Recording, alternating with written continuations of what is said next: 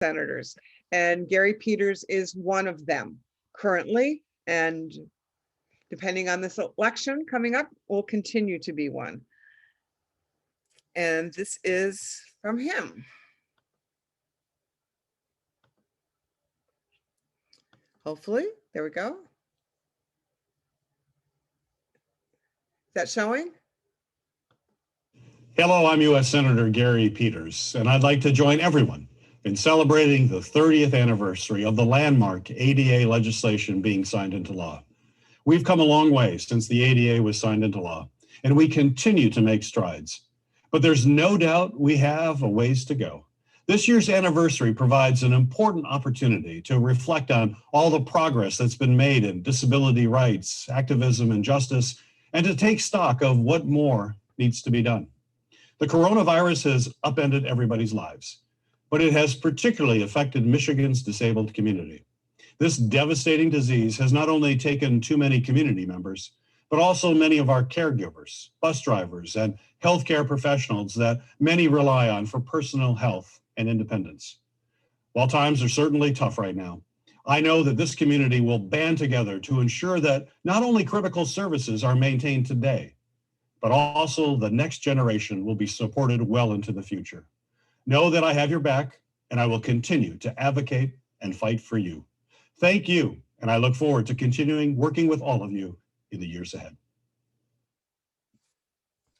Thank you, Senator Peters. And let me see if I can turn off the share without turning off the video. You are screen sharing. Stop the share. There we go. I am back. There we go. So Rachel Mccullough is here, and she is part of a group called the Black Cat Habitat, but we have her alone. And she has been part of us for some other performances, and she is absolutely wonderful, and I hope you enjoy her as much as I enjoy her. Are you ready, Rachel? I think so. Am I coming in okay? You are ready? Yes. Okay, awesome. Thank you. One spotlight. Okay. Yes. All right. There we go. Okay. I see the Beatles are behind me. They continue to be my inspiration. But in all seriousness, and they are my inspiration a lot of times. But my name is Rachel Mccullough. I am a person who stutters after many, many years, several decades of hiding my stutter. About 10 years ago in 2010, I hit a wall where I could no longer hide it. And I did not want to think of myself as being someone who stuttered, but that was how I grew up. I grew up with a lot of shame around stuttering. In 2010, I went to the National Stuttering Association conference, which changed my life because I met other people just like me. And they were proud, they were beautiful, they were funny, they were smart. And I thought, wow, if they can be all these things and stutter, I can be all those things too. And that was really a turning point in my life. Today is International Stuttering Awareness Day, October 22nd every year. So it is really an honor to be playing for you today on this special day, and also just to be part of the disability community. It is an absolute honor. And I'm going to play a few songs for you that I think fit at least where I am today in my journey towards, being just someone who stutters among many other things. So this first song is about how when I was trying to hide it, I tried to match my cadence to others So if someone talked really, really fast, I would try to talk really, really fast because I thought somehow it was showing them that I was a, normal person, passing as fluent, let's say. And this next song is about what if other people experience the slowing down that sometimes needs to happen, at least for me, to communicate effectively. Oh, okay. And this is called Jam the Signal.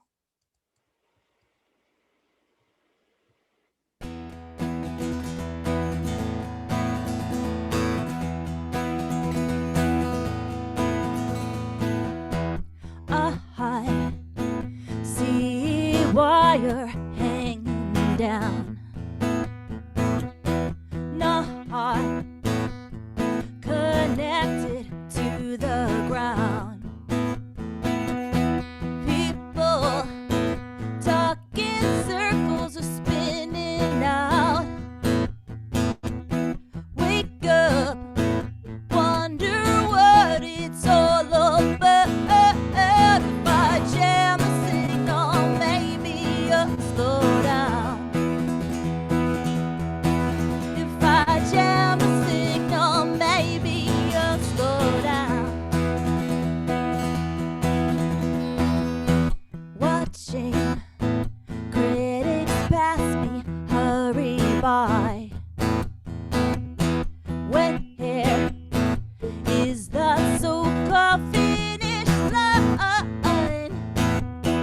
Can we walk together side by side? No one leaves the other one behind. If I jam the signal, maybe you'll slow down. If I jam a signal, maybe you'll slow down. If I jam a signal, maybe you'll look around. If I jam a signal, maybe you'll take time to trust, take time to try, take time to heal, take time to cry, take time to care, take time to love, take time. That's good. All take What? time. What? It's your thing. Yes. Whoa, whoa, whoa. Whoa, I wouldn't pay a whoa. shit. Besides, I had the Listen Fox. to the moon whisper at night. Got your face. Rest in the secrets of its light. Wonder who you are and what is right. Stutter if it helps you empathize. If I jam a signal, maybe you'll slow down. If I jam a signal, maybe you'll slow down. If I jam a signal, maybe you'll drop to the ground. If I jam a signal, maybe. If I jam a signal, baby. If I jam a signal, maybe you'll slow.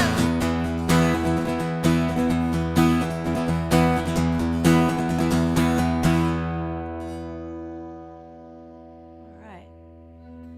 That was Jam the Signal, and my band is called Black Cat Habitat, so you could find that online. And I have something going on with my something. Okay, this must happen to other people where they're on Zoom and they get something in their eye. Okay, I do have something. I would love a mirror, but anyway, here we go. So I'm gonna play another song for you. This is called "Somebody Brought You Home," and I really wrote it as a song that I would sing to myself as, excuse me, as a younger person. Um, and this is, I was in a dark place when I was younger. So this is my little message to me.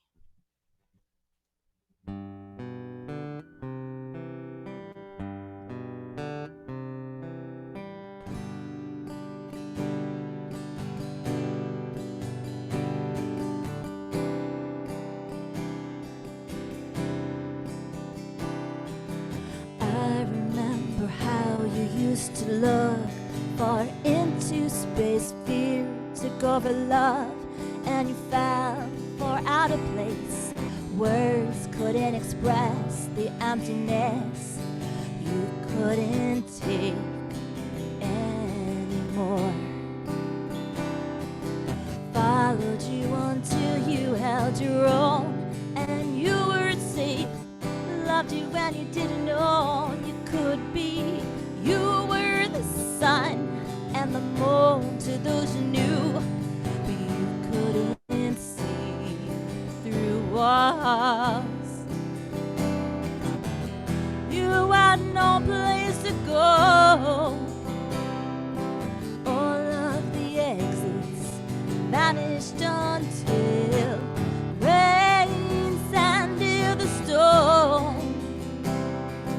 Hurricane forces picked you up till somebody brought you home.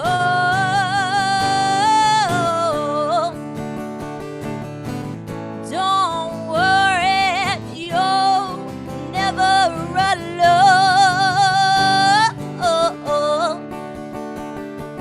Welcome, my darling. This is your home.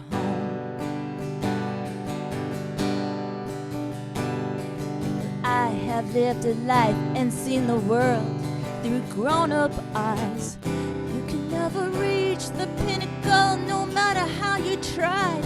When the alleyway leads to a wall, you learn to stay still and quiet.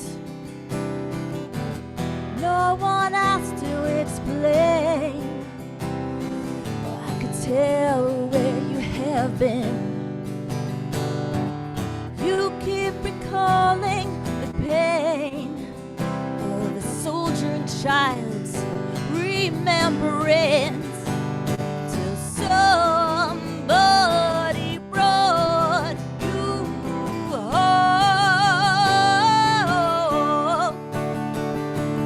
You were never alone. Welcome, my darling, to your new world, a new way of breathing in and out. So let go and cast off everything that's bringing you down.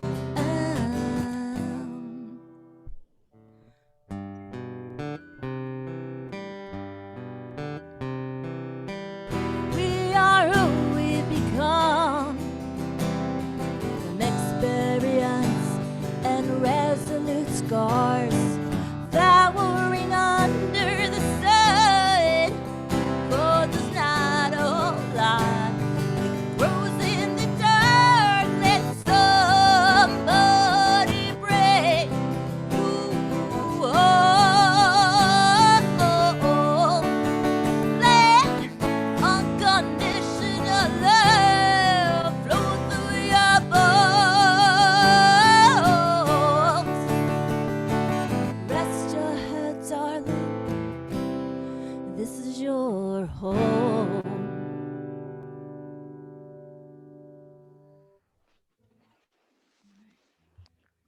So that was Somebody Brought You Home. Also, that is also on the Black Hat Habitat CD. And this next song I'm going to play, I wrote when I came back from that National Stuttering Association conference. I felt like I had opened a door to a new way of communication. I felt like I was on the path to self-acceptance, true self-acceptance, all parts of me. And I was finding my voice. So this song is about finding your voice. And I need a capo for this. And it's called Light Shines On. And I always say, when I play the song at shows, I always say that I hope that wherever you are in your life, you're on your way to finding your voice. And I think it changes as we get older. I keep thinking I found it, and then I'm like, no, there's more layers. There's more to come, which is exciting because who knows what's going to happen tomorrow. So this is called Light Shines On.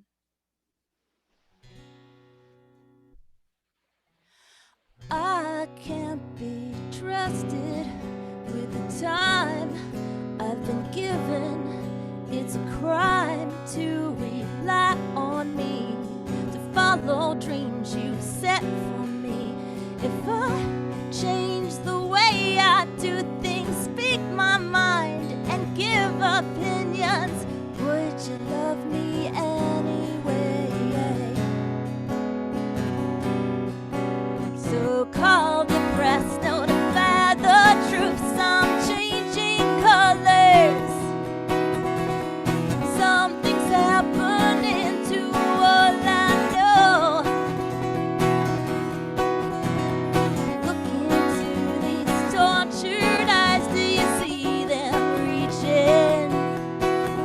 You surrender on the outside, but the light shines on. Our light shines on. The road before me may be hard, but staying put is harder than I could ever guess.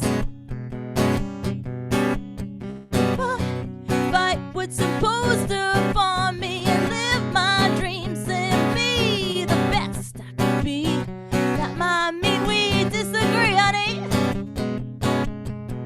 but that's okay. Call the troops, notify call the press, notify the troops, I'm changing colors. Something's happening to all I know. Look into these tortured eyes, do you see them reaching? We surrender on the outside, but our light shines on. Our light shines on. What's wrong or right is not the question, but an endless old distraction. Yeah.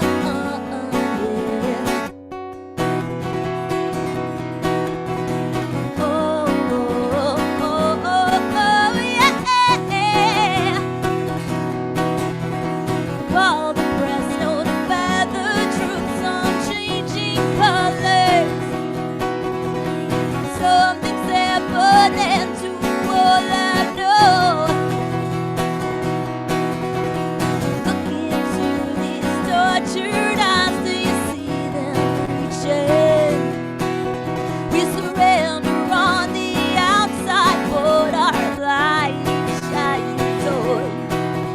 Our light shines on. Our light shines on and on and oh, it shines on and on and on and on and on and on and on and on.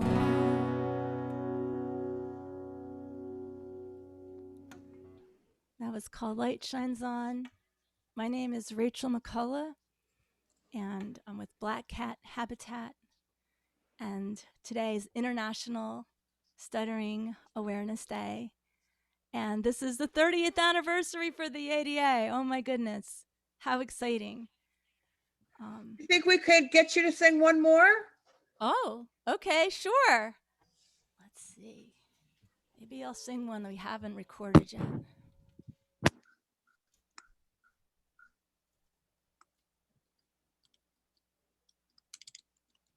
All right, this next song is new. And it's about, a lot of my songs are about growing, and this song is about giving up old ways that don't work anymore. They don't serve me anymore.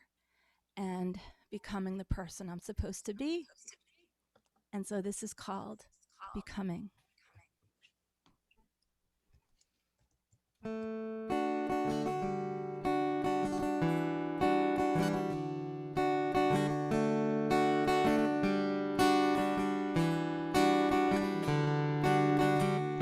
Every night I fall away. Don't know why I should stay.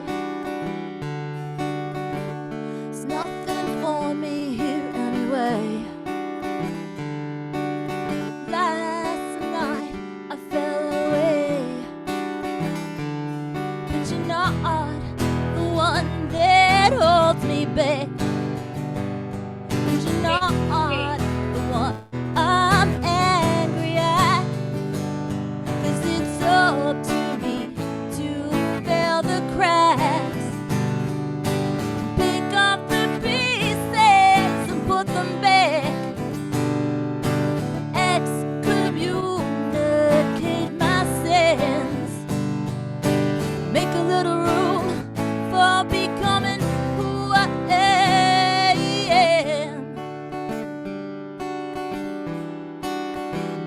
Who I am.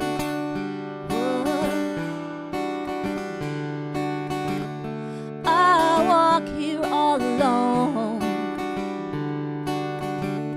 I'm still looking for my home. Never felt like I belonged. Drawing my blood from your stone. But you're not the one that holds me back. And you're not the one I'm angry at. 'Cause it's up to me to fill the cracks. Pick up the pieces and put them back. Communicate my suffering.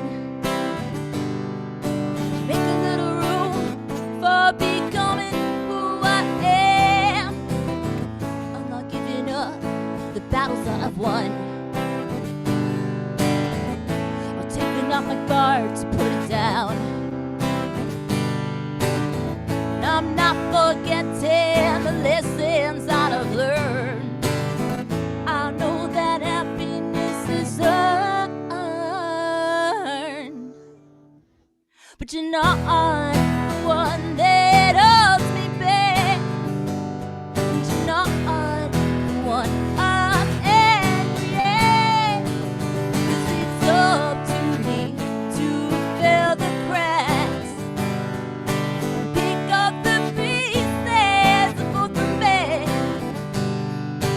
Maybe shed a little skin. Make a little room for becoming who I am. Yeah.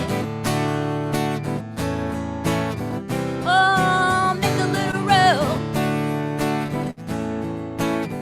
Oh, make a little room. Oh, make a little room. Oh, make a little room. Hey, hey, hey, make a little room. Hey, hey, hey, make a little room. Hey, hey, hey, make a little room. Hey, yeah.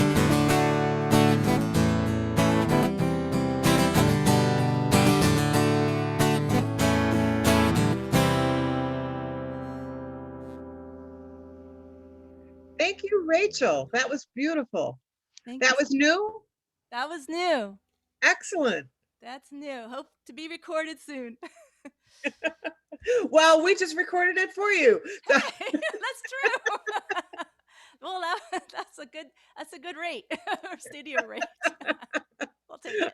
Okay, so next up is going to be Nina G, who is, well, let's see if I can get you get Nina G in the picture. Right now, we still have you, which is Everybody. lovely, Rachel. But let's see if I Have a can good find. set, Nina. Thank you. Oh, it is so hard doing some of this technical stuff. People's names are not in alphabetical order. Why is that? Oh. Okay, I know you're here, Nina, because I'm Yes. seeing you in chat, but I don't see you in the list of. Oh, are you invisible? No, I'm here. Can you hear me? I can hear you and I can now see you, but I am not seeing you in the list of people. You know, There we go. yes. For some reason or other, you are out of order. I don't know why that is, but you are. So I'm making you a co-host and you just appeared again. And now I'm going to put the spotlight on you. And now we have two spotlights. Oh, we'll get there. You know, the technical part of this is so simple when you look at it when it's written, but but actually doing it is very different. Now, I just took you off, Rachel, but you're still there.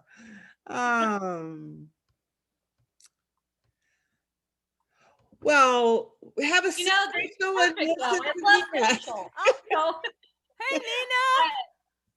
hey, how are you? Hey, Good. happy Stuttering Awareness Day. Happy Stuttering Awareness Day to you, too. This is the perfect way to spend it.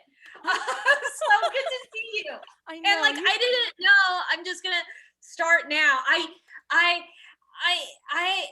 told Dave and Mike Beers that this was November 22nd. I swore to God that's what I read, because I would have thought like October 22nd. And so I got a text from Susan a few minutes ago saying, "Where are you?" And I was like, "I'm in the shower. Like, I don't have makeup on. My hair. Look at my hair, Rachel. This is not acceptable performance hair. Okay." It's COVID. Everything goes. Everything goes. That's right. That's right. I have all the doors open. I usually clean up before all of this, but yeah, but we're here now, and Dave is here. I'm gonna perform a set once I get my head back on, but I think, you know, in terms of a disability pride parade, the one thing that I want to say, because sometimes the people who have dyslexia, I need to make sure there isn't anything too embarrassing here. There's not. Okay, we're good. So the thing about dyslexics is we don't always embrace a disability identity, and sometimes we don't always feel that the disability community counts us. And so I think the best way to express my pride, my dyslexic pride on the disability awareness parade was to totally screw up the date. This was absolutely perfect. So thank you, Renee. I really appreciate that. And just everybody, thank you. And Dave too, and Mike, we've always felt a big part of the community here, and we really appreciate, and we're really happy to be on. And with that, I am going to introduce my good friend Dave, who's then going to bring me back on once I can get my notes and do this. So I am so proud that our next comic, Mean Dave, is that at our next comic, Dave, is disabled, and I am so proud that I can call him my disabled brother, and he will tell you more about that. So everybody, please welcome Mean Dave. Hello, good to see everybody once again. This is yeah, it's wonderful. I was in the shower too, different shower, and it's a good thing. I think what Nina was also saying, it's a good thing that she's really happy that Dave doesn't have an actual day job, because otherwise we would have been screwed.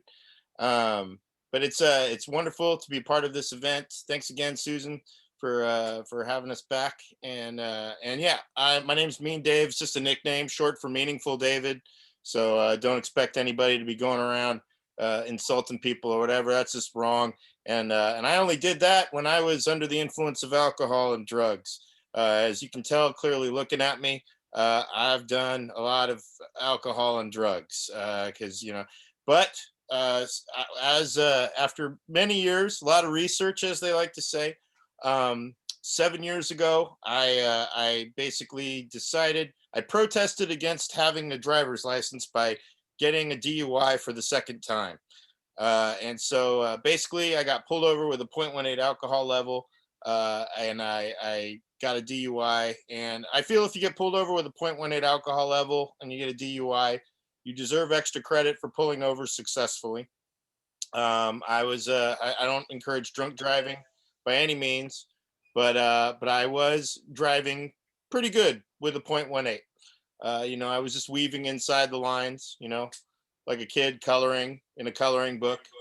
I'm all over the place, but I'm inside the line. I'm an artist on the road. That's what I would tell the officer.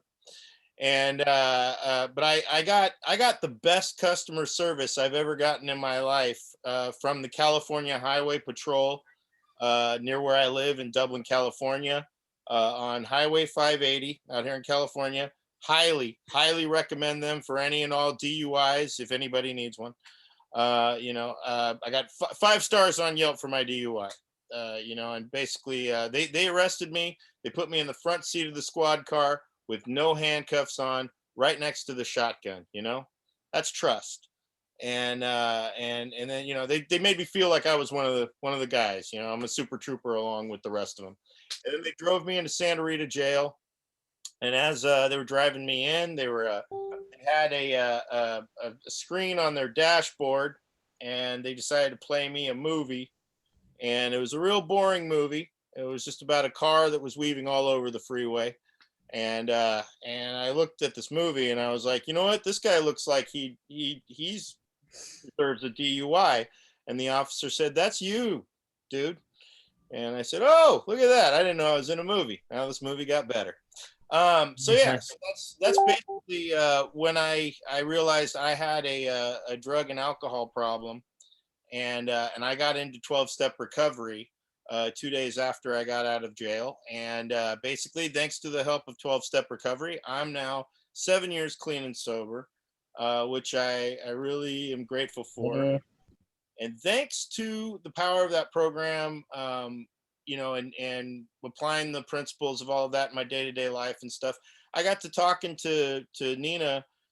We were doing a show together, and I was comparing my the alcoholic addict brain to that of what she's described in having dyslexia. And that's when she, Nina's an incredibly smart person, and just, kind of a light bulb went off, and she did some research and found out that under the Americans with Disabilities Act, recovering alcoholics and addicts are covered because we are mentally ill. And I know that. I learned that at every meeting, just, hearing when we're sharing each other's stories.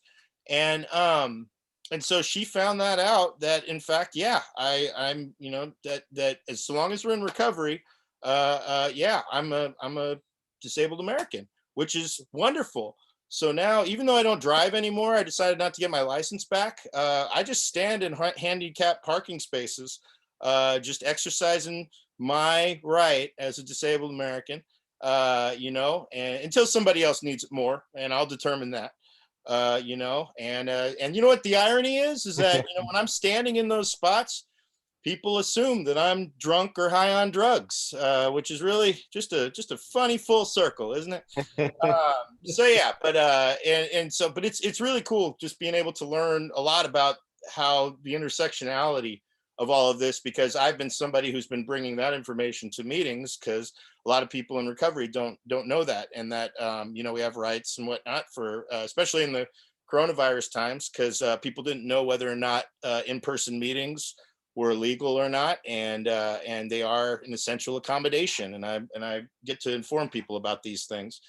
Um, but aside from that, one of the other things about it that I got to say that's really cool is that you know, I got into comedy 10 years ago, which just means 10 years ago I moved back into my parents' house. That's really what that means.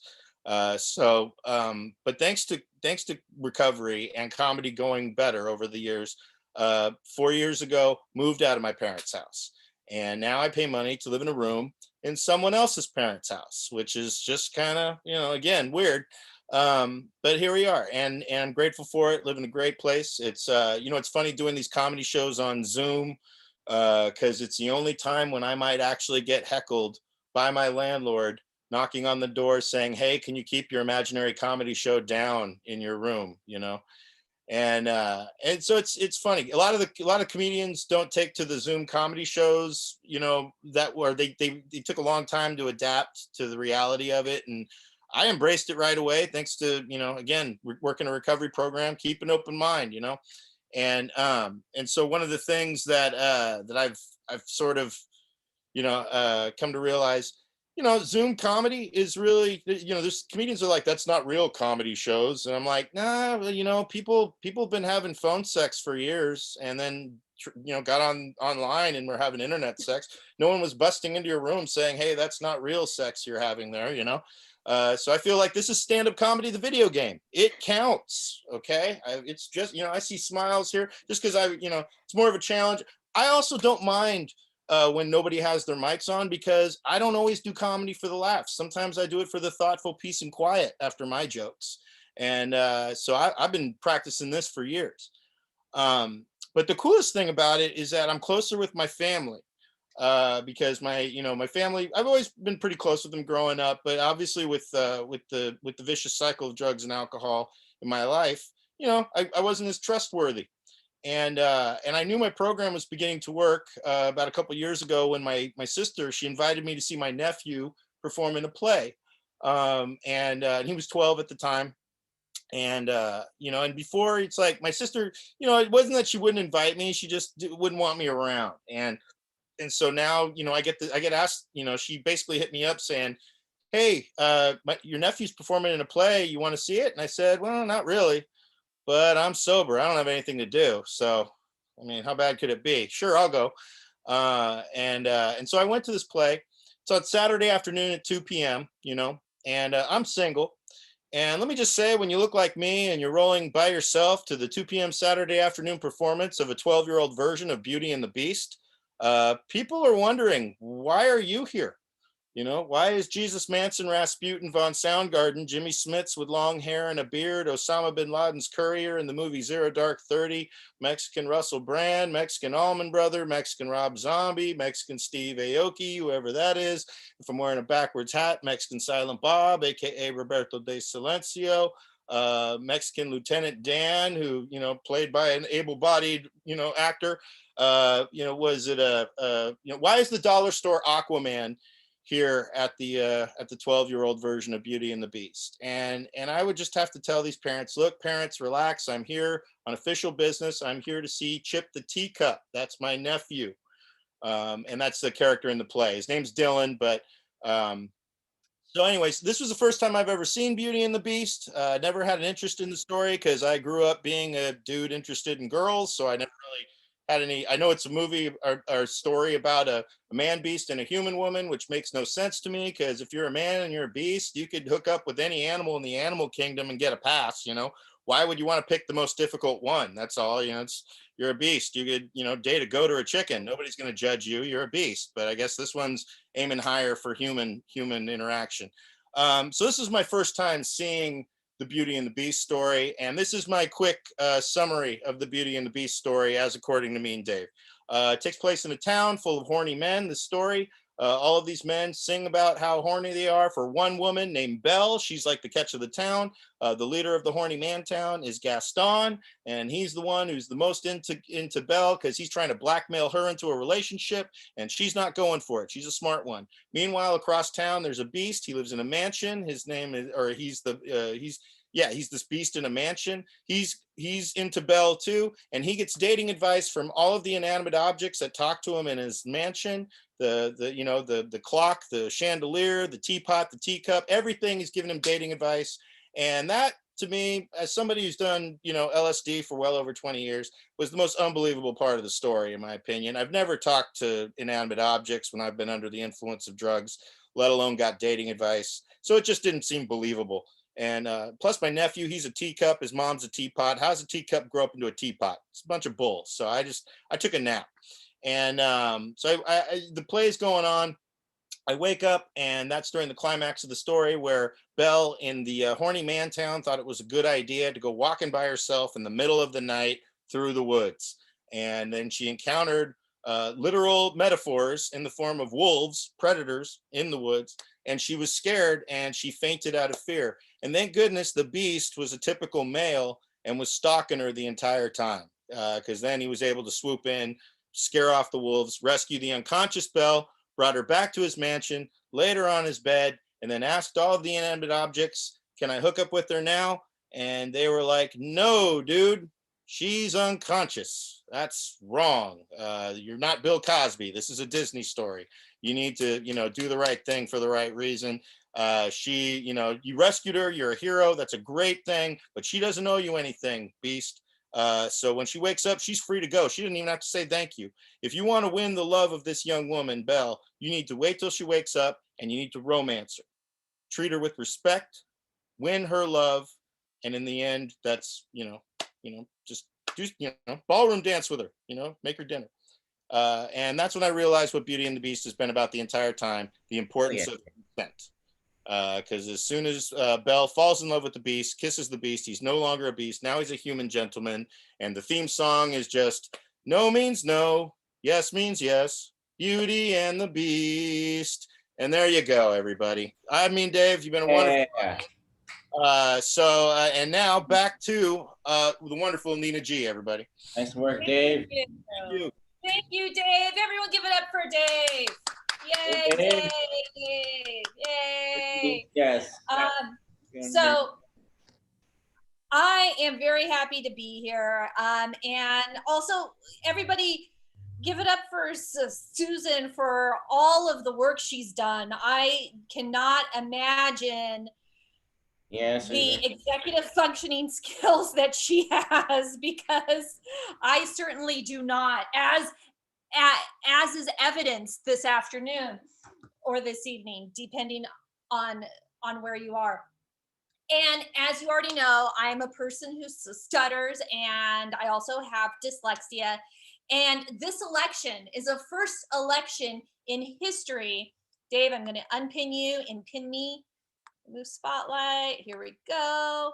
So this is a first election that we've ever had where the candidates represent two sides of my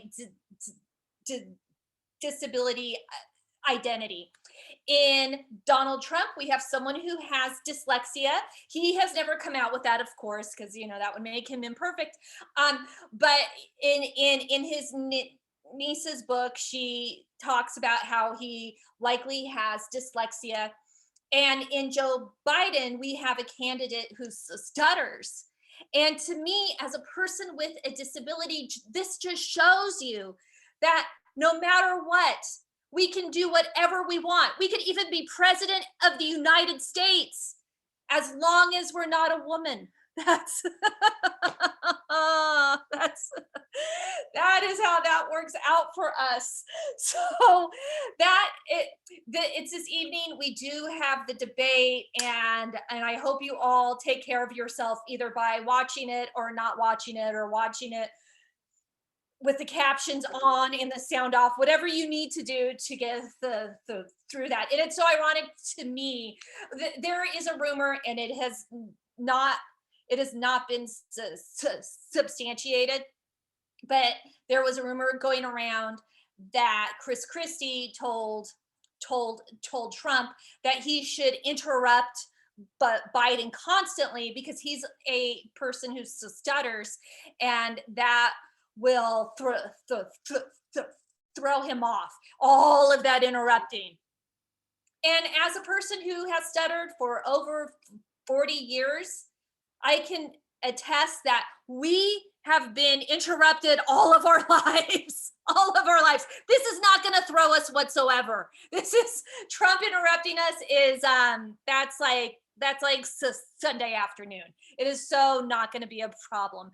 So one thing that when I give speeches, or like sometimes I'll do trainings and stuff on dyslexia. Oh, so that it's that rumor. Rachel is asking if that rumor is true. It has not been substantiated about Chris Christie saying that. I have not been able to find that source that says it's true. We all think it's true, and it could be. I don't know. But as far as I know, it is not true. So I'm not going to spread fake news. So one of the things when I do presentations, and this isn't even comedy stuff. Like sometimes I'll go into a business and do some trainings. It's this one training that I did. There was a woman straight ahead of me at like 12 o'clock in the second row, and I'm doing my thing, and I'm saying dyslexia a lot, and I'm saying disability a lot, and I was stuttering really hard that week, more than I am now. Every time that I would do a really hard stutter, what she would do is this, like, like rolled her eyes, and she's right there. And finally I was like, I stutter, I'm not blind. I can see you. That's how that works. And that actually isn't true. I didn't say that. Instead, every time I saw her after that, I was sure to stutter right in her face. And that was how that worked out for me, which is always fun, is to really nail home a disability like that. There's this other thing that sometimes happens when I'm doing a show, when I'm doing comedy, and that is, and this is only women, it is only us. I get a pity moan. Oh my God, I get I'll be doing my stuttering jokes, and I'll get, aww,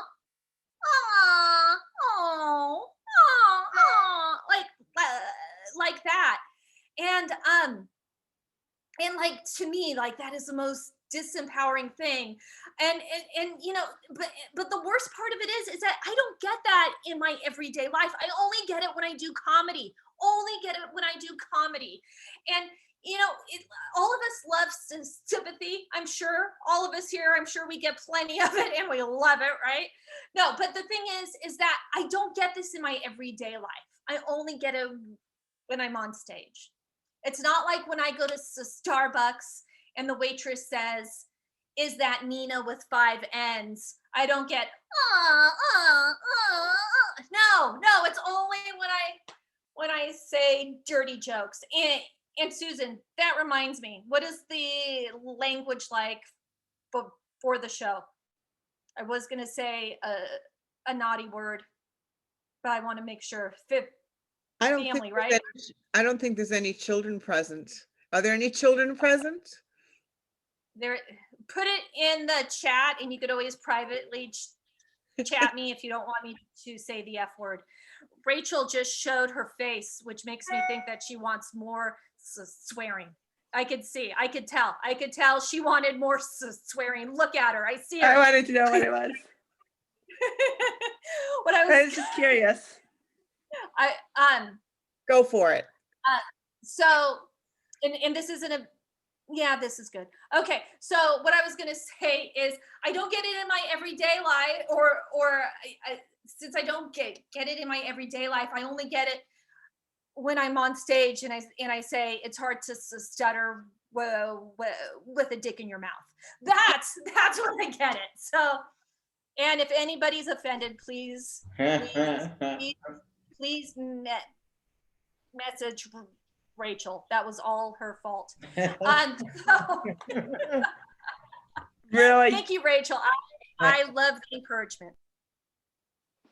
Thank you. So, thank you. So the thing about having a disability is as soon as someone meets you, they suddenly have a PhD in the thing you have. Oh my God, the advice I get. Advice like, just slow down and breathe. Yeah, because in the 40 years I've been stuttering, I've never thought of that. And I guess I haven't been breathing this entire time. But the advice always comes in strange ways. Once I was on the radio and a woman called up and she said, I have a friend who stutters, but she found true love. And now she doesn't stutter anymore. Isn't that beautiful, Melanie? That sounds like an insult. Yeah, no, exactly. And it's like, it's like, what kind of like Disney penis cures everything bullshit is that? That is exactly what that is. That is some Beauty and the Beast kind of stuff. Like, that is exactly what that is. And I need to write a better joke if I ever go after Dave, and I say that. There are very few times that I get to go after Dave, but so, and then the other thing, along those same lines of, does that cure a person? Okay, this is the theme of, does that cure stuttering? One of my friends, he was 23 at the time, and he stutters, and he was a virgin. His psychologist, his San Francisco, Berkeley psychologist tells him, once you start having sex, you're gonna stop stuttering. Now, I can only assume that he got this information from the movie One Flew Over the Cuckoo's Nest, okay? It is a film that everybody in psychology has seen, and in it,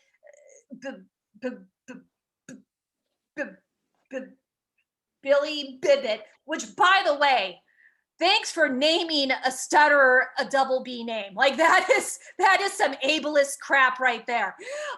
Anyway, at the end of the film, he sleeps with a woman, and then he's cured for like a minute, okay? And so that's what I think the psychologist was. I think that's what where he got this idea, which, like, a psychologist getting an idea like that from a movie is like a marine biologist basing a theory on Jaws. Okay, it is like a paleontologist referencing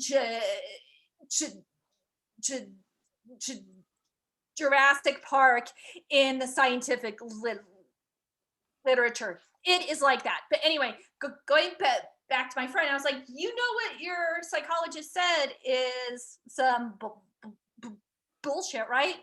And he said, well, you know, he has helped me on some stuff, so I'm gonna stick through it. And I think he wanted to see if it was actually true. But anyway, he eventually dated a woman, and after a couple weeks, I could tell that it was going to go somewhere. And one Sunday morning, I got a text, and the text read, I still stutter. That's right, Melanie, because he did it. So I texted back, keep trying. That's how that worked. And he did, and he kept trying. And luckily, he is not fluent. And neither am I. It is so great that it is International Stuttering Awareness Day, and my stuttering is on 8. This is absolutely perfect. This is the best way to celebrate it. And one last thing before I hand this over to Mike is a lot of times people think that stuttering is because we're anxious or we're nervous. The psychoanalytics thought that we were anal retentive and that our words were like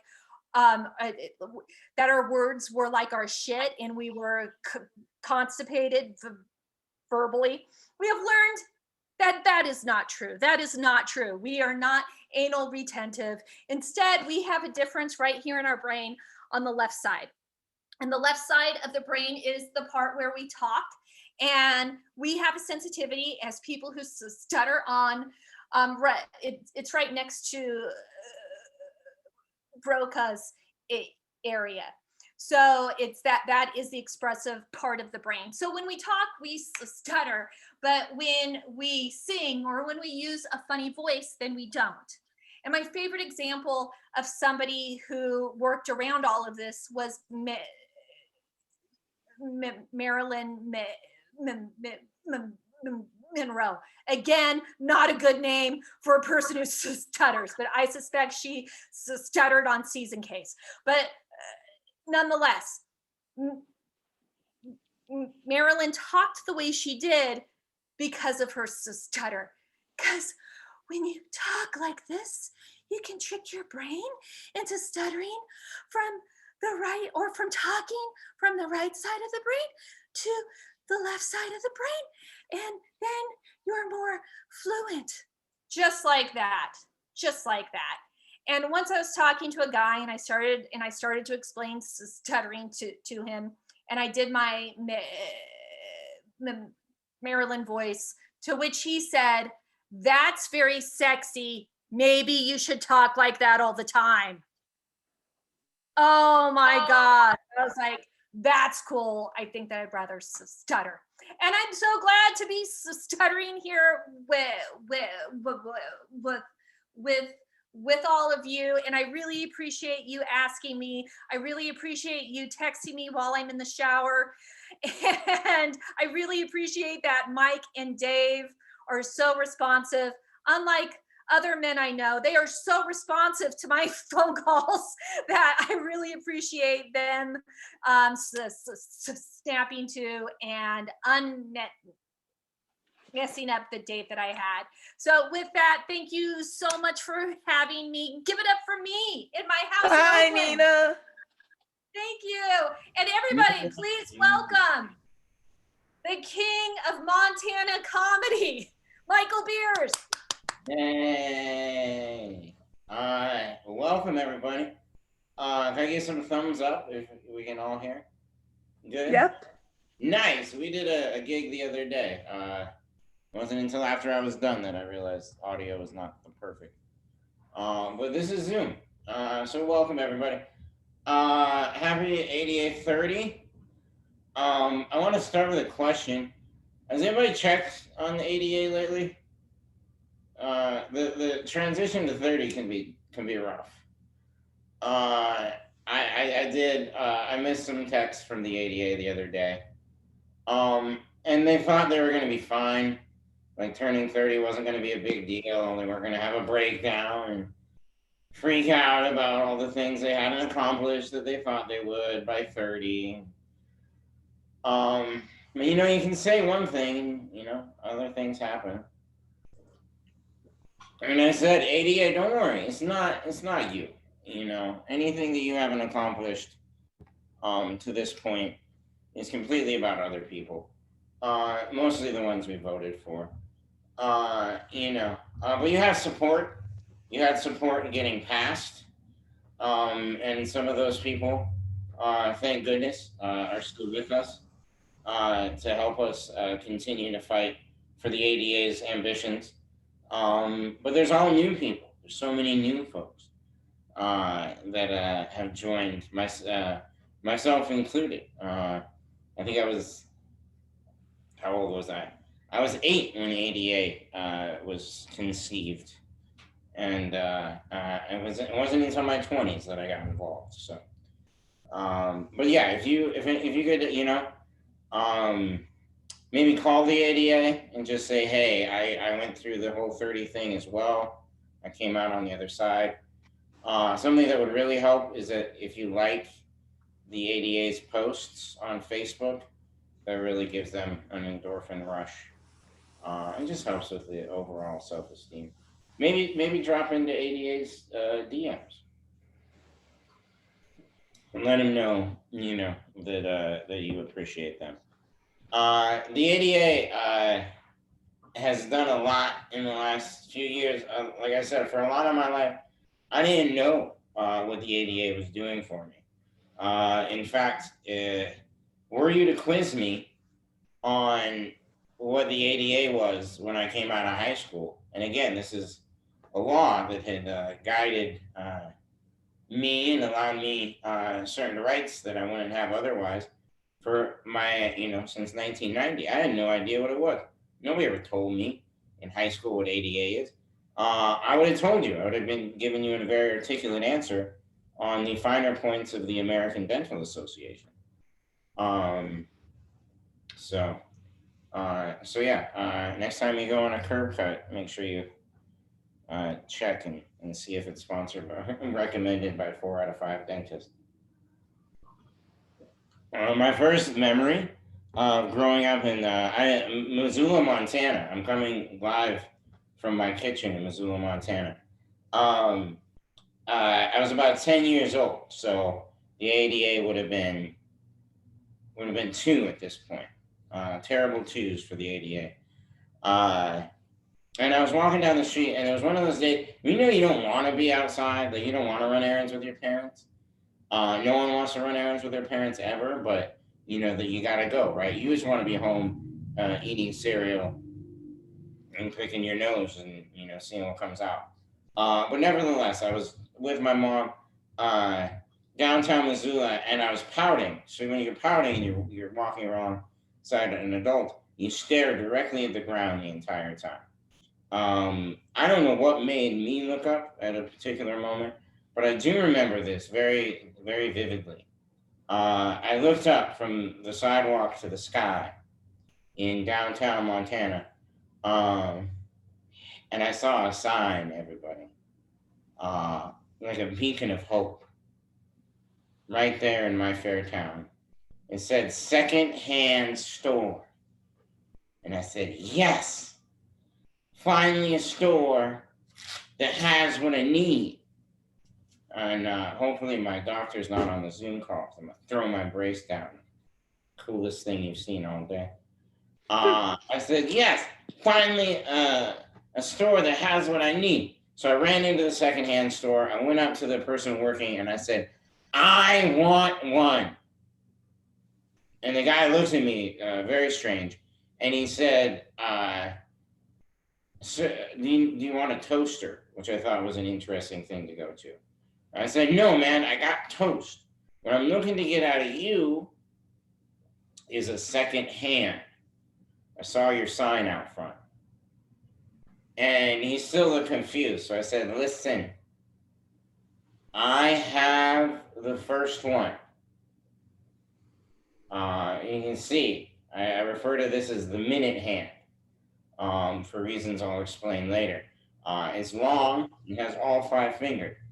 I said, I have the first one. What I need from you is the second one. And I raised my right hand, which I call the hour hand, because it's shorter than the average hand, certainly shorter than my left, and it only has 4 fingers. So I said, do you have anything in a right that I could try on? And then he laughed at me and threw me out of the store.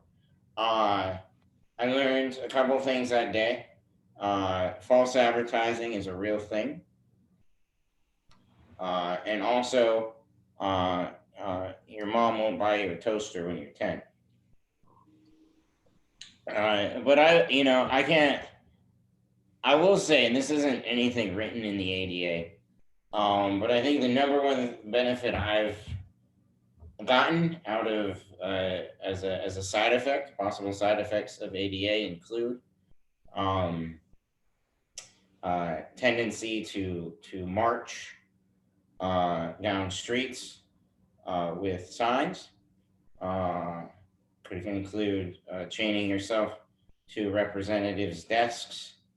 Might also result in a fondness for bullhorns and chants.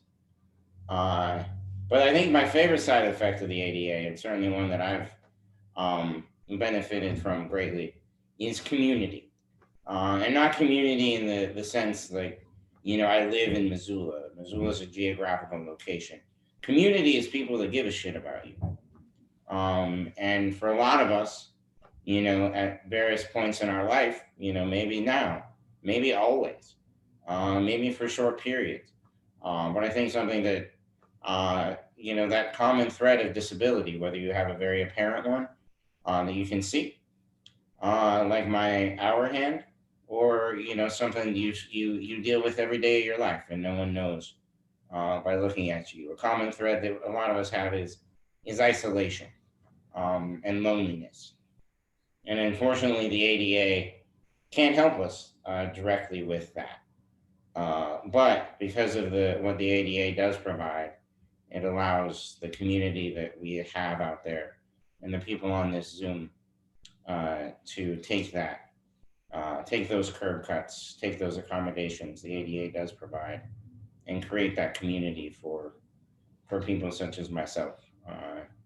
And the only thing we can do by getting together like this and trying to make you laugh in your living room is share that sentiment and say, you're with us. Everybody on this call is with us.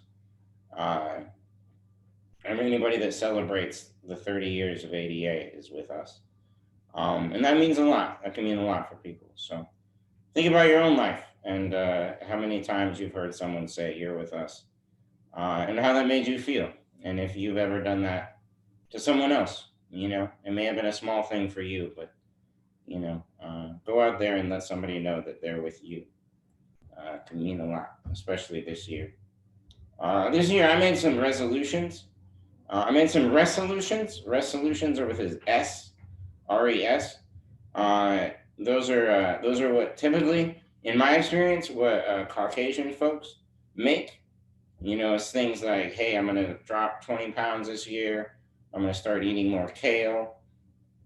I'm going to stop, washing the Kardashians, which are all fine endeavors by any means, as long as you're doing it healthily.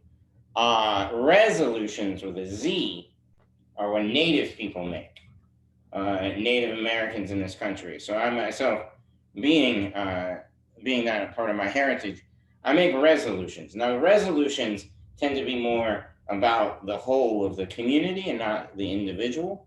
So when we make a resolution, it's for, hey, where do we want our community to be? This year, standard for the Blackfeet, I can speak for, as a part of that community. We start out every year by saying, you know what, this is it. This is the year we take it back. We're not going to kick anybody out. We're just going to start running things the way we did circa, before Columbus. And that inevitably by February tails off. So we become more realistic with our expectations. This year's resolution is stop accepting blankets from strangers. So that's, we're working on it. Now, if the stranger's not wearing a mask, there's really nothing that we can do. And here's a tip. Here's an ask. This is science, everybody. We're all familiar with it. Certainly, I think, I make the assumption that if you're on this call with us right now, I don't have to explain to you that masks wearing saves lives and that it's science-based and that's how we're going to get out of this. I'm making that assumption about you, but you probably know some other folks that may be skeptical. There are two authorities that you can really, if you have questions about wearing a mask and being safe, or any pandemic, two authorities that are pretty infallible.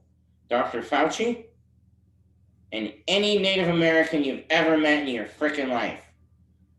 We know, there's not a lot of things we're experts in, but surviving mass pandemic.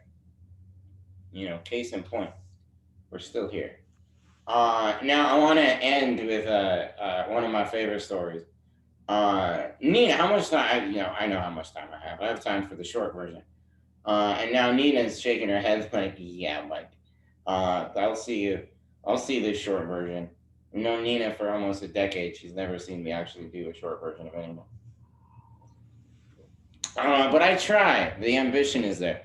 But I was walking down the street the other day, again, socially distant, and I tried to maintain that. But I was walking in front of a church, which is another sense of good community for some, not all, but some. And the pastor, priest, rabbi, I'm pretty sure he worked there. He was walking toward me, and as people with disabilities, right, within about 15 feet, if somebody's going to stop and talk to you because you have a disability that they can see. So I was like, this guy, he was wearing a mask, but he did not socially distance. He came up to me, and I was, admittedly struggling more than I do some days because I was, trying to do that one load from the car instead of making 3 trips. So I maybe looked like I was in distress, but he stopped me and he said, hey, good job out there. I want you to know that you're a gift to the world, and that when the time comes, there is a special place in heaven for people like you. And I can only assume he meant my disability and not the fact that I was a comedian. And I was like, yeah, let me know in the chat or just thumbs up if my community with disability. You ever been given this speech? There's a special place in heaven for folks like us. And again, life is a matter of perspective. He thought that's the absolute right thing to do because of everything that he's been socialized to believe. So I cannot fault him for that. Just like he can't fault me for dropping everything I was carrying and saying, what the are you talking about? Are you telling me that there's a special place in heaven too? You mean I had to go to that classroom? I had to ride that short bus? I had to spend my life advocating for equity for people with disabilities and praising the ADA for doing what it can and the people that passed it? And you're telling me that heaven is segregated? That when everybody else gets to take the stairway to heaven, I have to get a congressional petition to get an elevator put in? Not as comforting as you might think, given the right perspective. But something that is comforting is every time that I'm able to get together with my dear friends that I love, Nina G and Mean Dave, and now everybody that's on this call. So good luck out there. Yeah, love each other, and thanks for having us. Thank you. Thank you, Mike. Love you, love Dave, love everybody. And we're going to send it back to Susan.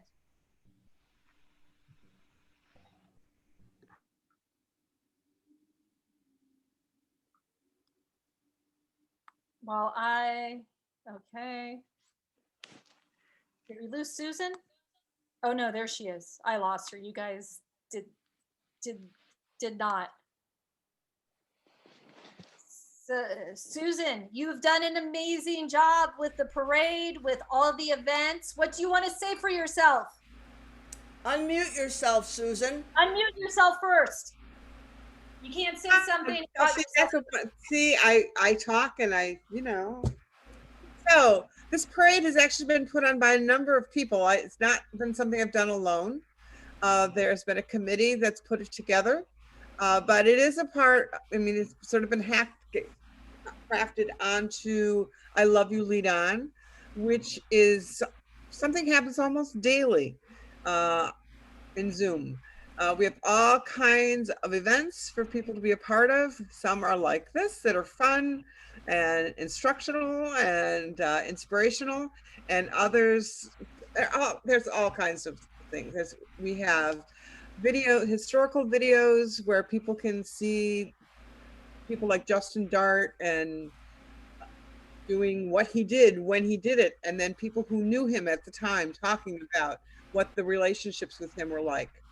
And all kinds of things go on, and it's a community where everyone is welcome and everybody has a place, and we want people to come and participate, either participate as simply being a member or participate in terms of you've got skills, you've got passions, tell us about them, share them.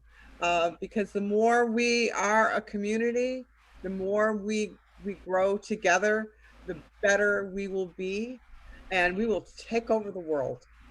And one of the people that I know that exhibits this and has exhibited it already in a tremendous ways is Elaine Kolb. She has been singing since the 70s. If you've ever read about the bus boycotts that went on, she was there. She was there for a lot of things that took place. I was there too, but I wasn't singing. She was singing. So when Elaine sings, she is singing not just about what's happening today, but she's talking about a whole life of living with disability and what we've all gone through and where we've come from and where we're going, and brings a lot of hope. And so I'm going to hand it over to Elaine, who will sing as long as her lungs hold out. That may be one song, that may be 5 songs, whatever feels good to you, Elaine, go for it. And those of you who want to hang on as long as she does, feel free. Those of you who feel the need to move on and get your dinner ready or do whatever it is, that's okay too. But thank you so much for all of you being here. It's been wonderful that this actually took place finally. We planned it for a long time. We had high expectations and they have been met since you are all here. So thank you all for being here. Elaine, Yay! all yours. Okay. Oh. Well, this whole experience of sharing so much with so many different people is just so wonderful for me. And thanks for all the music and the poetry and the comedy, and it's just been glorious. So I've been wondering, what do I do next?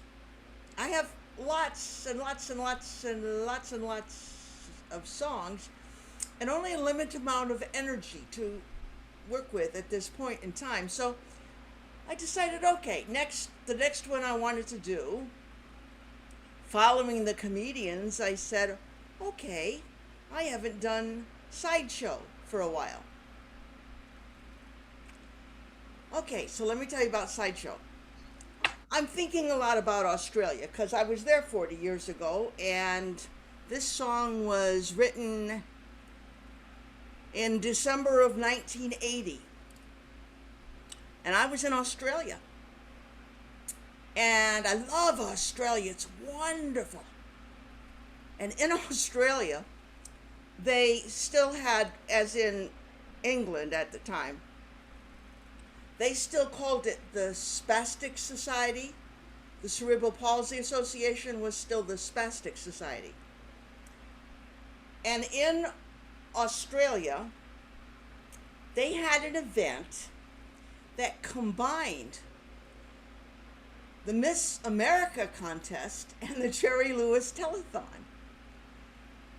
It was a bathing beauty, gowned, non-disabled ladies raising money. They would have the local contest and the state contest and the national Miss Australian Quest to raise money for the Spastic Society. Okay, so some of the disabled activists, rowdy ones way back then, managed to get some people to sneak them in, and they got up on stage while the cameras were rolling and got out on stage protesting that this was insulting. So, I was inspired. So this song came to me. And with a warning, there are some images in this are very, very disturbing. And some people are highly insulted. Oh, well. It's called Sideshow, and it's from the point of view of extremely ableist and disabiliphobic people. We know them. Well, isn't it a pity how some folks just ain't pretty? Now some of them are born that way, and nothing can be done. It makes you feel uncomfortable to see them on the street. They're happier with their own kind. Yet some of them are sweet, so step right up, put your money down. See Louis the Limbless Wonder in the sideshow. It's very educational, so bring the children too.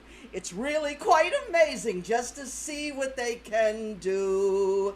We'll put them in a special home. It isn't safe to let them roam.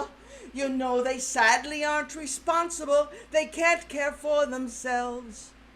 It's a shame we have to lock them up. They really aren't too bright. The good ones will behave themselves. The bad ones always fight. So come right in, take a tour around. Here's Carrie the crippled spastic in our playroom. Be sure to bring your checkbook. It really is worthwhile. It's guaranteed to warm your heart just to see them smile. They're cute when they're kittens. Yeah. Well, some of us are full of hopes. Someday they'll stuff envelopes, or weave a pretty basket, or simply tie their shoes. We know they'll never wander far, but one thing's very clear. We'll pick them up if they escape, and we'll bring them right back here. So come right in, take the tour around. Here's Ron and Rosie. Our word, we don't say that anymore, in the workshop. They do the same thing every day. We're happy here, you see. It's kind to help the hopeless. We're sure that you agree. And once a year we'll come around from house to house and town to town. You'd have to be quite heartless not to pity these poor kids. Of course, some of them are living to be 60 or 70 these days. The stars are around the telethon. They cry on through queue each year. Your pledge can put us over the top, so wipe away that tear. Please call us up, pledge your money now, and you can watch us on the TV in your own home. Remember us at tax time. Remember what we do. We need your dough to help our kids. But the telethon's for you. When you get old, you'll need a place to stay. Just like Sadie, the senile spinster, off her rocker. We know she'll never wander far, and she'll be leaving soon. The place is very clean and nice, and we're saving you a room.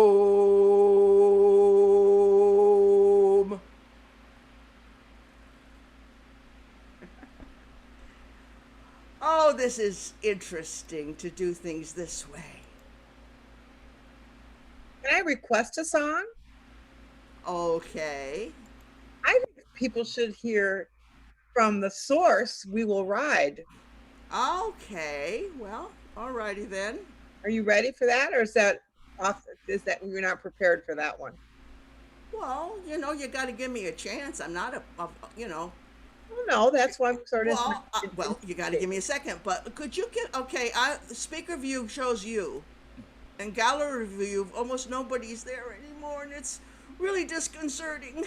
That's because everybody's got their video off. I know. So it would be easier for me if at least I could have me on the speaker view.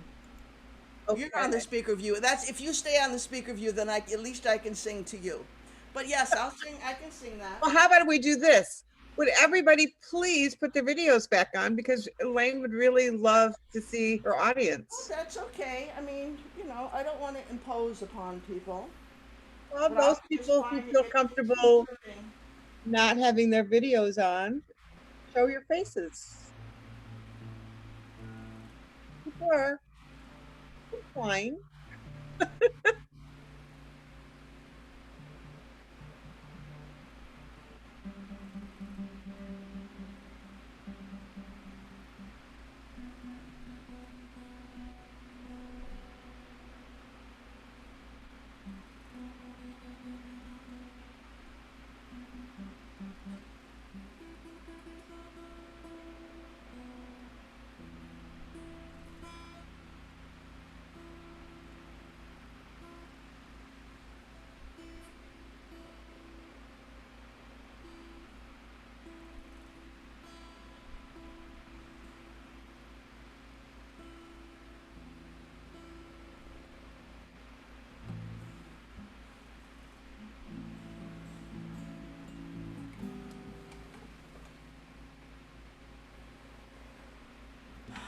Okay, I had a request. I will honor the request. We will ride. Did you see a few more faces besides mine now? Okay, I'm just looking at your face. I have to switch it back to do that. Okay. Well, So I'll smile and just sing along. smile and whatever and okay, I think I can remember all the words.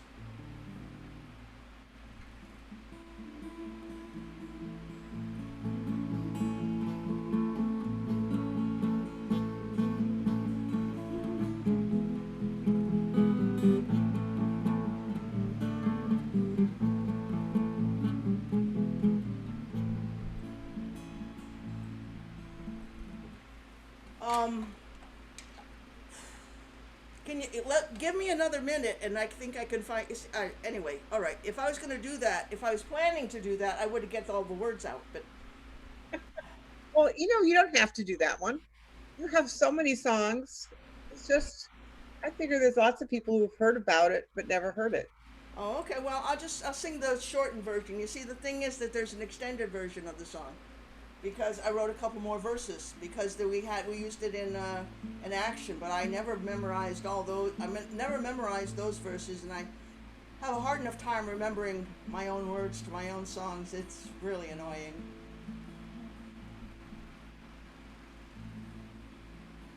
Far too many people have been suffering too long. We won't accept excuses. Right is right and wrong is wrong. Well, it's wrong to try to keep us waiting for some charity. So let's get ourselves together here and now, you and me. And all you need to do is sing "We Will Ride," because that's the main thing we do. And we will ride with the strength of truth and justice on our side. By the grace of God above, our battle cry is love. And we will ride, we will ride. Now some of us are inconvenienced by some disability, and we've counted ourselves as citizens, and we're aiming to be free. Riding public transportation as one way to get around. Backed by federal regulation, hear us now. We're freedom bound. Come on, you heard it before. You can sing this time, can't you? Come on, you can do it. Ah! And we will ride. At least clap your hands. With the strength of truth and justice on our side. By the grace of God above, our battle cry And we will ride, we will ride. That was Battle Cry is Love. I don't know why I had to burp right in the middle of it, but I did. Now by the thousands and the millions, we raise our voice to say that it's time to practice what we preach and live it day by day.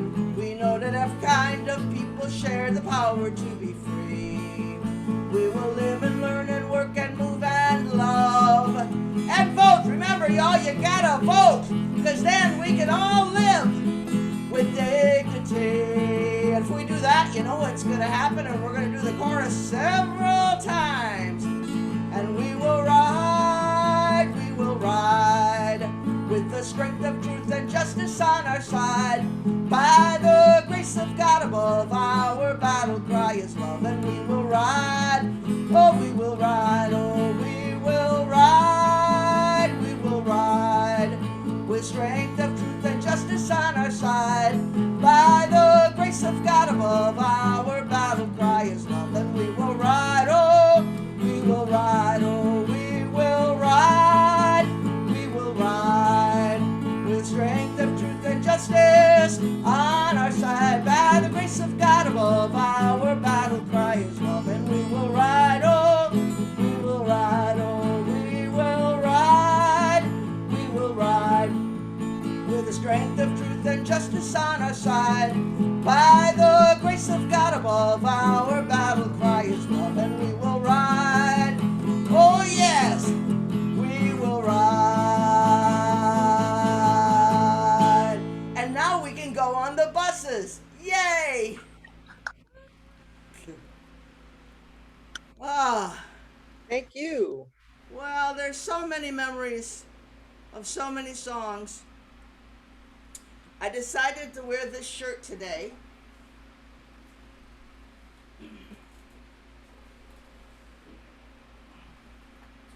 Going with the theme of disability pride, I've had the great honor of being part of quite a number of disability parades and marches and disability pride parades in different places.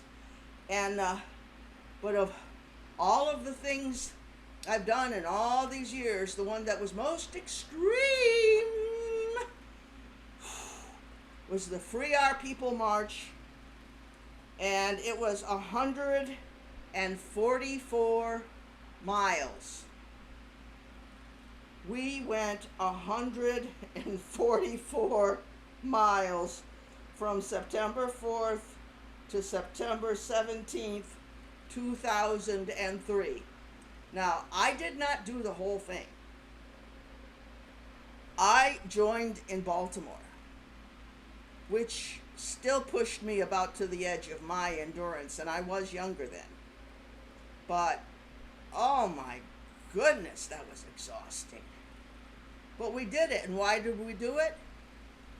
People literally were endangering their lives to do this, and in fact, a couple people died not long afterwards.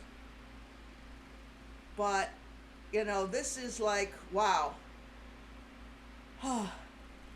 Our people are so amazing. And we need to remember all the ones who have come before. And we need to look forward to the future.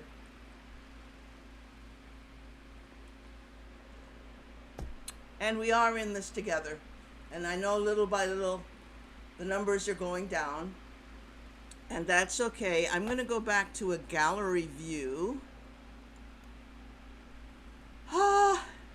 Hello, people that are actually looking and saying hello, hello, thank you. It means a lot to me. I don't know how many of you are living all by yourself, but you know, without my cats, I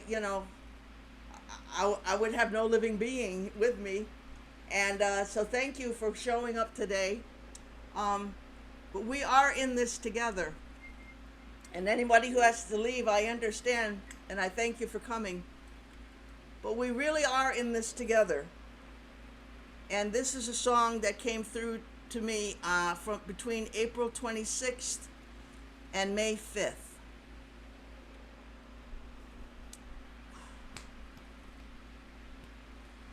Some folks tend to bend their turf, some always seek common ground. Most of us do a little of both, at least that's what I've found. Those who believe they are always right are the ones who are often wrong. If you want to love with peace and hope, try laughter, love, and song. Oh, remember, we're in this together. Everybody dies someday. Let's share our vision for 7 generations. Let's hope and love and pray. Now, pandemics happen. Pandemics really do happen ever so often, and empires collapse, and I think we got both going on at the same time. The collapse of an empire is never pretty. It's always a horrible mess. Everything changed, turned upside down. What's next is anyone's guess. It's wise to look for the helpers, the ones who are willing to share, the ones who try to stick together. The young and the old will be there. Now, be brave and try to sing along if you can. Remember, we're in this together. Remember, we're in this together. Everybody dies someday. Let's share our vision for 7 generations. Let's hope and love and pray. Well, the thing about a pandemic, where survival is day to day. For some it is a strange new world, while for others just another day. For those of us who always struggle, we adapt and find ways to make do. We count our blessings, we never give up, and together we'll find a way through. Well, indigenous people will lead us, elders will show us the way. Youthful energy moves us along, each birth celebrates a new day. Women will be at the center, there is more than one way to be strong. We rise when we lift from the bottom, together we'll sing a new song. Well, no one will have to be homeless, famine and war will be rare. Greed will be known to be heartless, distribution will be open and fair.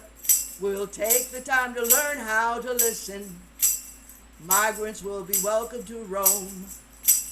Differences will be interesting wherever we go, we'll be home. Well, remember, we're in this together.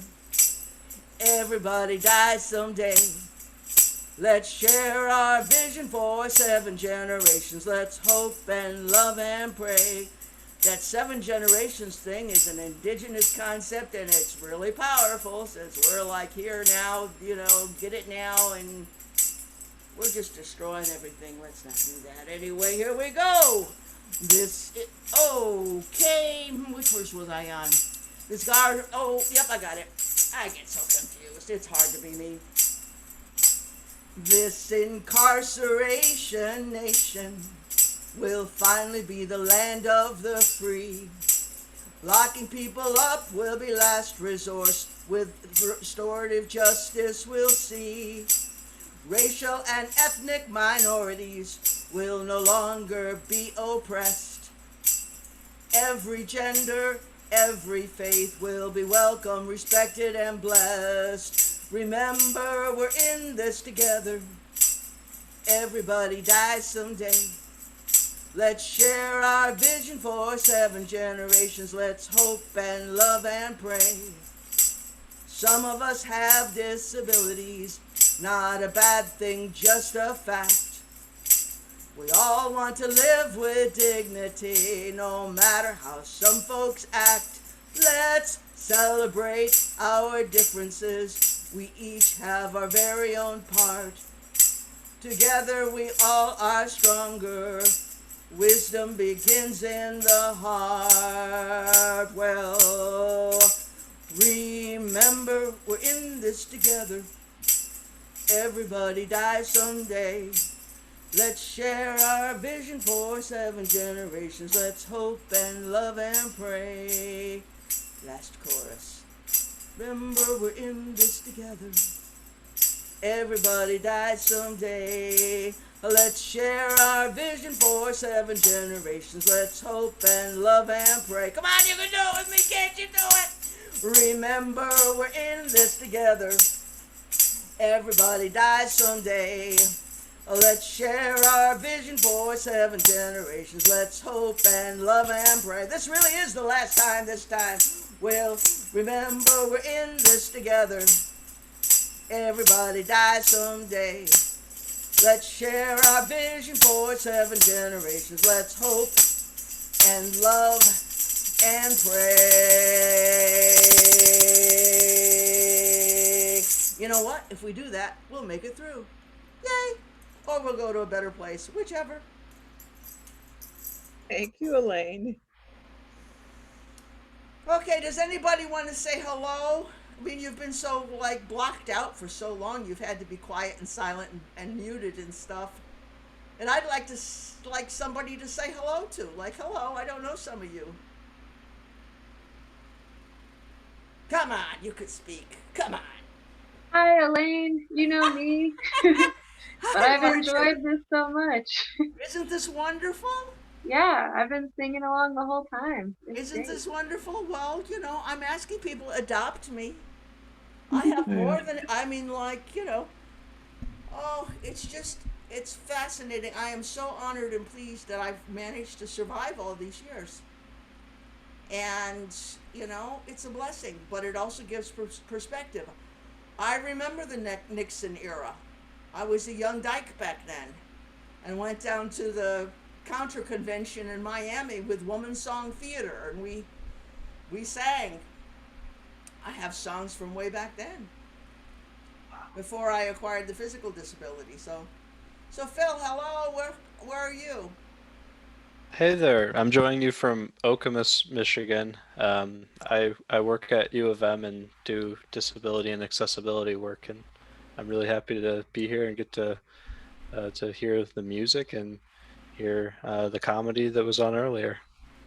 Well, like I say, please, I ask people adopt me, because I'll work on it if it's a project for someone else. Okay. Hi, I'm Elaine. I'm codependent. How codependent am I? Well, I used to think that I was ultimately responsible for the health, welfare, and happiness of everyone in the universe for all time.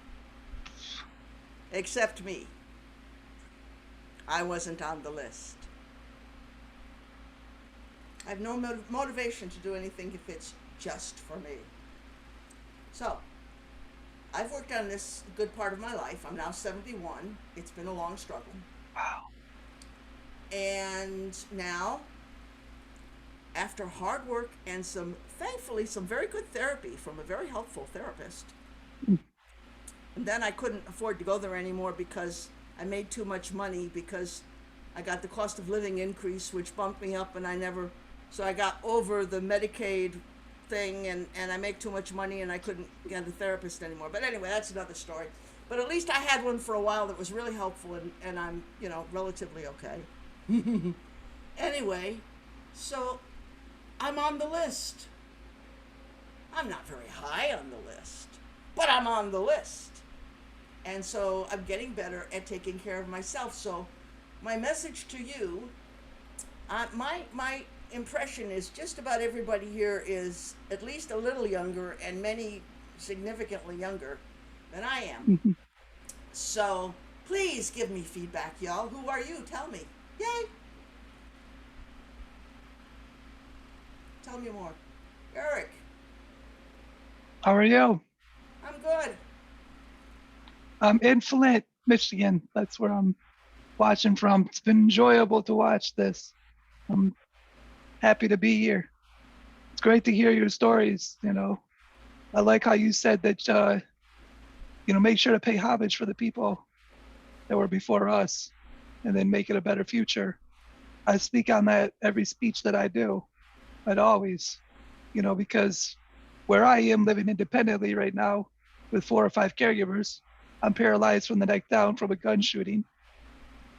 So I know the work that went in, the going, strapping themselves to buses, crawling up the Capitol steps, sacrificing their bodies for healthcare, adapt. We have a lot of adapt members. My friend Scott, actually, I did some work with him. Scott Heinzman. He was, I think it was, yeah. So I learned a lot, and Dusty was here, and Flynn. Dusty isn't here with us anymore. But yeah, I mean, anytime I go speak, I always talk about, that you have to, and not just, you have to pay homage to people, because that's how we have our independence. Like, we would not be where we are right now if people did not get out there and do what they did and put voices out there for the voiceless, making sure that things are accessible, making sure people have proper representation. And that's what it's all about. And I'm not doing this now for me. I'm doing this for the day of living and for the people that are going to come in the future too, because it's going to happen. So whatever work I put in, it's going to make sure that the quality of life of that person, 10 years or 20 years from now, it's going to be just amazing.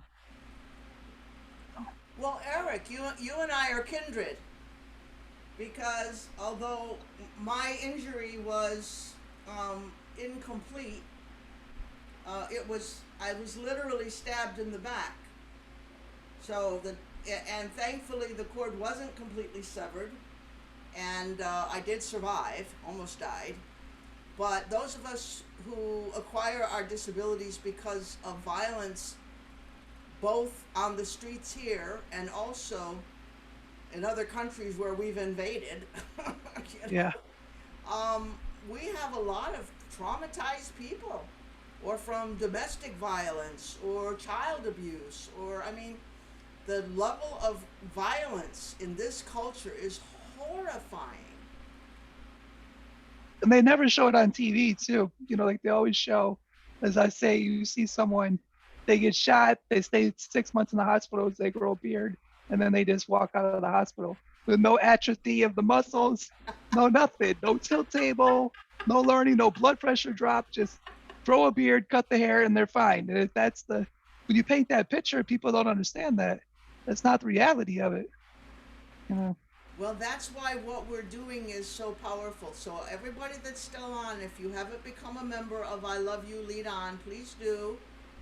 Sign up, because part of the reason we need to raise some money is so that we can make everything that we produce as accessible as possible. And we don't have funding for this. I mean, hopefully we can get some at some point, but, a lot of what we need to provide to make what we're doing accessible costs at least a little money, at least for the captioning and the sign language interpreters, and we've never really been able to get as far as the description, audio description. And for some people that's really essential. They can't really, I have quite a number of my friends that are visually impaired or blind and stuff, and that really makes a huge difference if that's provided, and they are left out if they're not. So once again, we have so much that we can do, and together we can do it, but only if we open ourselves. And I definitely have a question. Inside yourself, and look and see where are my prejudices? Where am I? Maybe I could, learn a little bit about these people or this situation and have a better understanding, and maybe I should shut up more and listen more. I am. Because Eric had a question. Yeah, okay. Elaine, so through all this advocacy, this, fighting, and when things were being built, like when you see like a design for a new building or technology, but then you don't see yourself there, like it's never opened the door for like your needs and stuff. And have you felt invisible, throughout this process? And the more you keep advocating, the more you're like, okay, I'm here, but like, why are you not seeing me? Like, my voice is here. Like, you make new technology. The technology's cool, but it's not fitting everybody's needs. You know, like, how do you feel on it? Like, to me, I feel invisible. And I'm as big as a smart car is what I tell people all the time with my chair and me. I don't know how I could be invisible. It's just like you see speeches, you hear governor speeches and presidential speeches. You're like, when are you going to say people with disabilities? When are you going to address it? And you're like, oh, there it is. It finally was, oh, wait a minute. No, they're talking about something else. It's like, when's the time? Well, now is the time, and what we're doing makes it more possible. See, this is the thing. It's the persistence. And sometimes I find it helpful to back up, go way back before my time. And I realize I've had a lot of time, 71 years, but before that, I go back and I think all those people that really knew slavery was horrible and wanted slavery to end. Of course, slavery didn't end, it just modified, turned into something else, and it's never really ended, it's just changed form. But all the people that have struggled in so many different struggles, the early, like Susan B. Anthony and that crowd and stuff, about trying to get votes for women and all that. Well, yeah, it ended up being just for white women, but still, a lot of those people lived their whole lives fighting for this cause, something they believed in, and never lived to see anything happen, let alone to see it solved. And so a lot of things are still ongoing, but part of it is I love the old spirituals, and if you haven't looked into it, I encourage you to look into Sweet Honey in the Rock. It's a black women a cappella, wonderful, wonderful, wonderful, wonderful. I go there all the time to get my soul lifted. And an old spiritual, I'm going to stay on the battlefield till I die. And that's the way we need to look at it. It's not, there's only so much as individuals we can do. By combining our energies, we can do a whole lot more. And that's just a fact. But the thing is to not get discouraged or sucked down into the quicksand of the yucky. There's always going to be the yucky. Every time period has really horrible stuff going on, as well as some wonderful stuff. So focus on what you can do and spend whatever time you can with people like these people, where you can be your whole self and you won't be invisible. And I would love to talk some more to you, because it's having a traumatic spinal cord injury from violence is a tough thing to get back out in the world with. Mm-hmm. Because then you know that you're an obvious victim. And some people are predatory. Just a fact. Yeah. So yeah, it's tough. So there's a couple of resources you might want to look into. Detroit Disability Power has their care circles, and they're very supportive to the disability community. And then I Love You Lead On. We've just started something that's going to be every third Tuesday morning at 11, and it is a bunch of folks that are living with trauma from all sorts of sources. And we're just going to get together and we're going to explore how we survive having experienced trauma. And both of those might be helpful to you. Absolutely. Okay, thanks. Yeah, I know you'll email me. I was just gonna say that's a perfect segue because I have to go to therapy at 7:15. But I would love to be involved in everything you just mentioned, Susan. So please keep me in mind. And I'm just really sad that I have to tear myself away from this conversation, but I do need it. So I'm gonna Count your blessings. Uh, Always count your blessings, and this is a blessing. exactly. It's a blessing that this is available to us, and Susan Fitzmaurice is one of the people that has made this happen. Other people, Well, yes. Marjorie was very much behind making this parade. Well, I'm very Without thankful Marjorie, it for wouldn't have- everybody that's been involved in this. Thank you. Elaine, if you want to find me. Thank you, all of you. Okay, bye. See you later, Marjorie. Bye, guys. Thank you, Marjorie. Elaine, I'm on Facebook and Twitter and Instagram and email and Okay, well, I'm on email. uh, I'm not on the rest of that. You want I'm to put sorry. your I just email? don't do that. If you want to put your, can you put your email in the chat, or is that difficult? yeah, if I do it, it's good. Everybody's gonna hear it. So just know that I won't be muted. Did you register via Eventbrite to get here? Yeah. Okay, and I've got your email. I can Okay. pass it on to Elaine. Okay, good. See, this is how it all works. See, everybody contributes what we can, and we also take whatever time that it takes to accommodate people, because this is one of the things that's very deep in me, is how horrible it feels if you are in a situation and you don't feel welcome and you don't feel you belong. And that's horrible. And so I want us to go, to the nth degree to try to make sure everybody feels that, you're valued. Now I see a hand up for Kate Miller. Hello, Kate. Are you there? I don't know. I saw a hand up thing. So. Oh.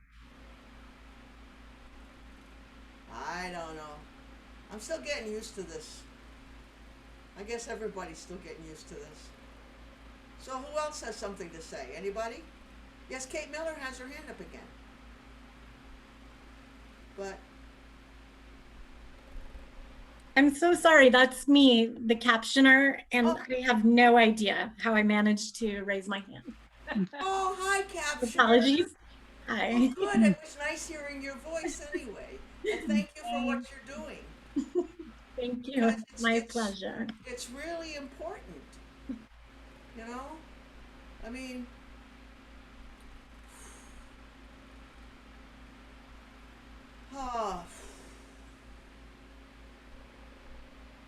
well, would you like another song?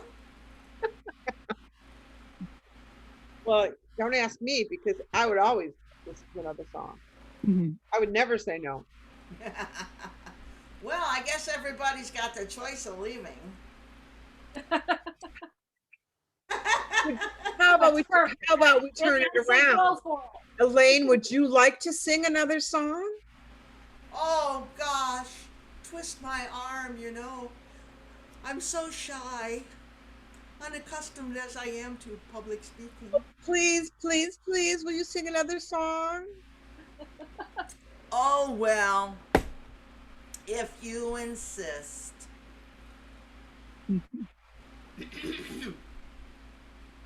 All right, this is another one of my hit songs. Oh wait, no, I want to do a different one. I want to do one of my very first songs.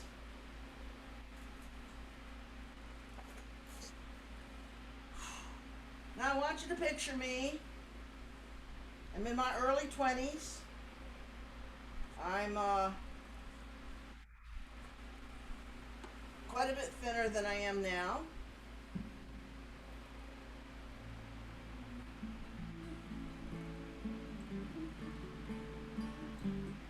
My mother and father met at square dance. So I got a little country in me. And And this was one of my very, did I say very first songs? I was still getting used to being a lesbian.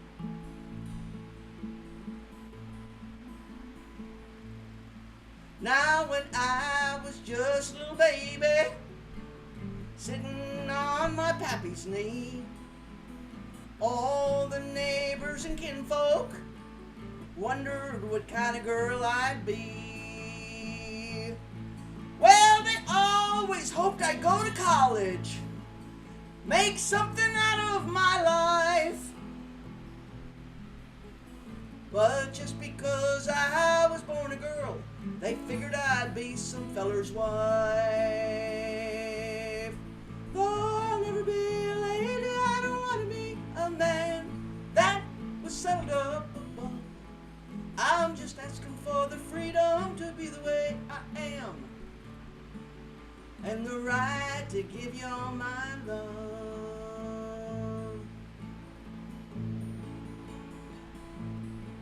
Now just a few years later, they told me,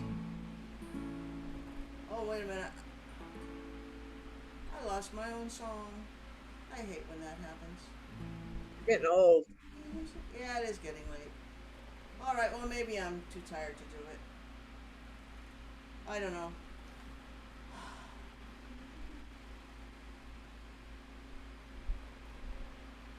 Maybe what it is, you're getting tired. Maybe we should close the night out. I think maybe it is time.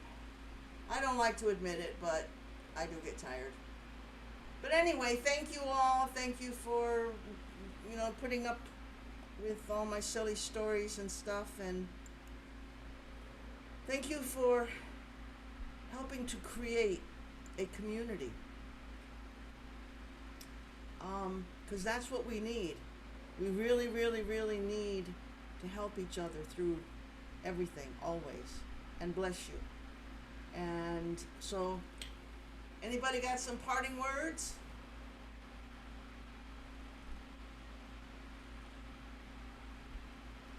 Well, I'll put in one. Okay. I just put in the chat the I Love You Lead On website. This is our community. It developed out of our ADA celebration this summer, and it's a group of folks with disabilities from every corner of the disability movement, and we're coming together, and we're supporting each other and hoping to make waves. Together, we can do anything. So join us. Okay. Well, thank you, Susan. You get some rest. I'll get some rest. And y'all, I don't know if you pray or meditate or do any of that kind of stuff, but send some positive energy my way. I'm going to go. It's going to be wonderful. I'm going to go visit my mom, but it's also complicated. So my mother's 94, bless her. She's still in very good shape and goes up and down the stairs without holding on the railing, and she even went bowling yesterday. So but I don't know how many more times I'll get to visit her, so it's kind of a big deal, and it's in upstate New York, so it's a long trip. And anyway, so I'm going to go home see my mom. Yippee! So y'all have fun and hang in there and be kind and be gentle with yourselves. Everybody, and it's been an honor to be part of all of these and also to work with so many of you. I had texted Dave at the last one, and I was like, Elaine is like a gangster. Like, she's like straight gangster with like all of the advocacy that she's done. And so I'm just so honored to be able to share this with all of you. So thank you. Well, it's just so wonderful to be able to be ourselves freely. Mm-hmm. We don't have to hold back. Yay. There's no judgment. I don't know how you get your hair to look so good after you came out of the shower.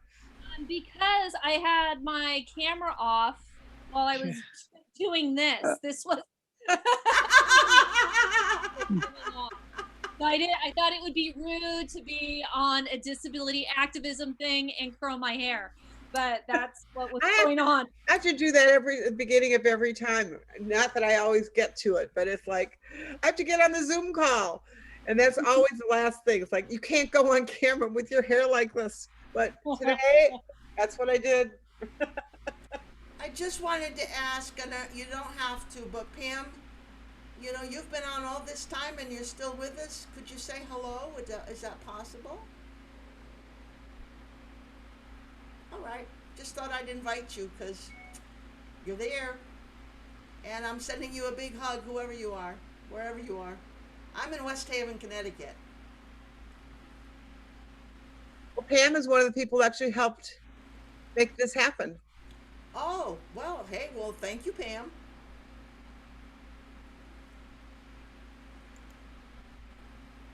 Oh, well, okay, I guess we're about done, but everybody's still just sitting here.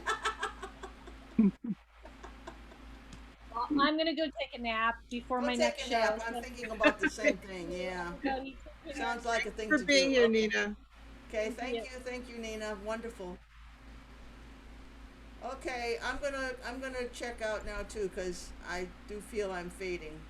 Okay. This has been great, and thank you so much. I'll hold the fort until time to close the door. All righty then. Well, this has been great, and thank you. Thank you. Take care. Thank you, everyone. Bye-bye. Take care, Elaine. Thank you, Phil. Glad you're here. Glad to be here. It was really nice. Well, join our Love You Lead On community. Okay, I see the site, I think, and let me... Yeah, we do all kinds of events. And if you registered through Eventbrite, I'll send you the calendar next week. And you can see what kind of stuff we do. Like next week, one of our members is a dancer, is going to show her stuff. One of the other members, actually, we're having a member week. And we just started having members this month. This is brand new thing, having actual members to our community versus just being freelance. But is Ernest Bow, who is a very famous photographer in Britain.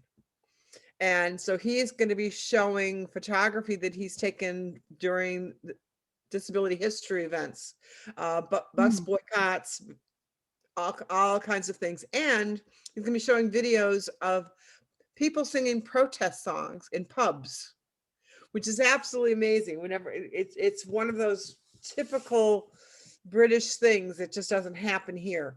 I mean, it's sort of like a Lane song, but instead it's in a pub and everybody knows the words, which is really amazing to experience. And then we're having Saturday, we're having a retrospective on Fred Fay. And you might be interested in him, Eric. I don't remember how he became disabled, but he spent the first half of his life as a able-bodied person. And then in the mid half of his life, he became completely bedbound because of his disability. But his disability advocacy was basically from bed. And he was a tremendous disability advocate. What's his name? Fred Fay, F-A-Y. So we're doing a retrospective on his, did he what? Was he able to breathe, or was he on a ventilator or iron lung? To be honest, I don't know that much about him. I'm going to actually be learning as much as anybody else on Friday. I mean, I know the work that he's done, but I never really knew the nature of his disability, except that I knew that, you know, it wasn't like he was at actions because he wasn't able to leave the bed. I remember because I got shot when I was 20, and then I remember 20 years later when I passed, you know, I remember that 2020. Now I've lived half my life, you know, before the injury, and now I've lived the other 20 with the injury. And of course, at that time, that's when I went on bed rest for 670 days. It's like, what the heck? But that'll be a retrospective on Saturday that will be from, I think it's going to be from 3 to 6. So what we do for our retrospectives, we do those every Saturday. And we take somebody from history. Scott Cooper, who helps us with this, has done video interviews like 15, 20 years ago with these people. So we will take one of those people from disability history and we'll show the videos that he took 15 years ago. And we get together a bunch of people that were worked with that person, either when they were in their heyday or later on, and they have a conversation about, this is what I remember about Fred Fay. You know, I worked with Fred Fay when, you know, we did this, or I worked with Fred Fay when we did that. So you hear sort of live personal stories about these people, and they can really come to life. That's we cool. did Ruth Bader Ginsburg, and that her story, you know, I think everybody knows that her story is amazing, but it was amazing to hear how much she was a part of the disability movement. Because I don't think people think of her as being part of the disability movement, and yet she had a tremendous impact on it without having a disability. Then we did Justin Dart.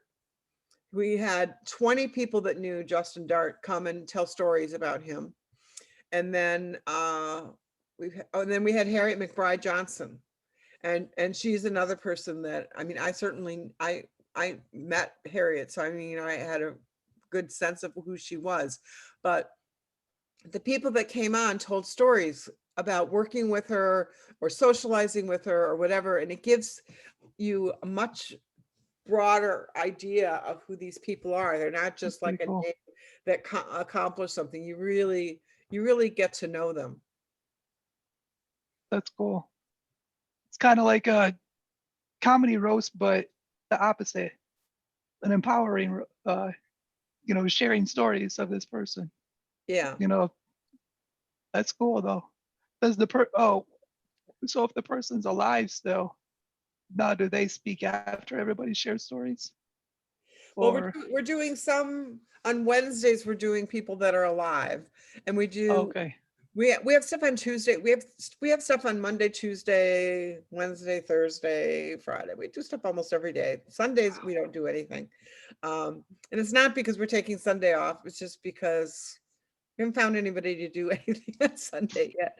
Because some of these things are done by different people. I organize it all, but there's different people who sort of take the ball and run with it. So yeah. Fridays, every Friday at 3:00, we have a man whose name is Gordon Cooper, who is very much into technology and is evidently, if you were in technology for, you know, circles, you might know who he is, but he's very much into AI, which I'm not even sure I even understand what AI is, but I can repeat that.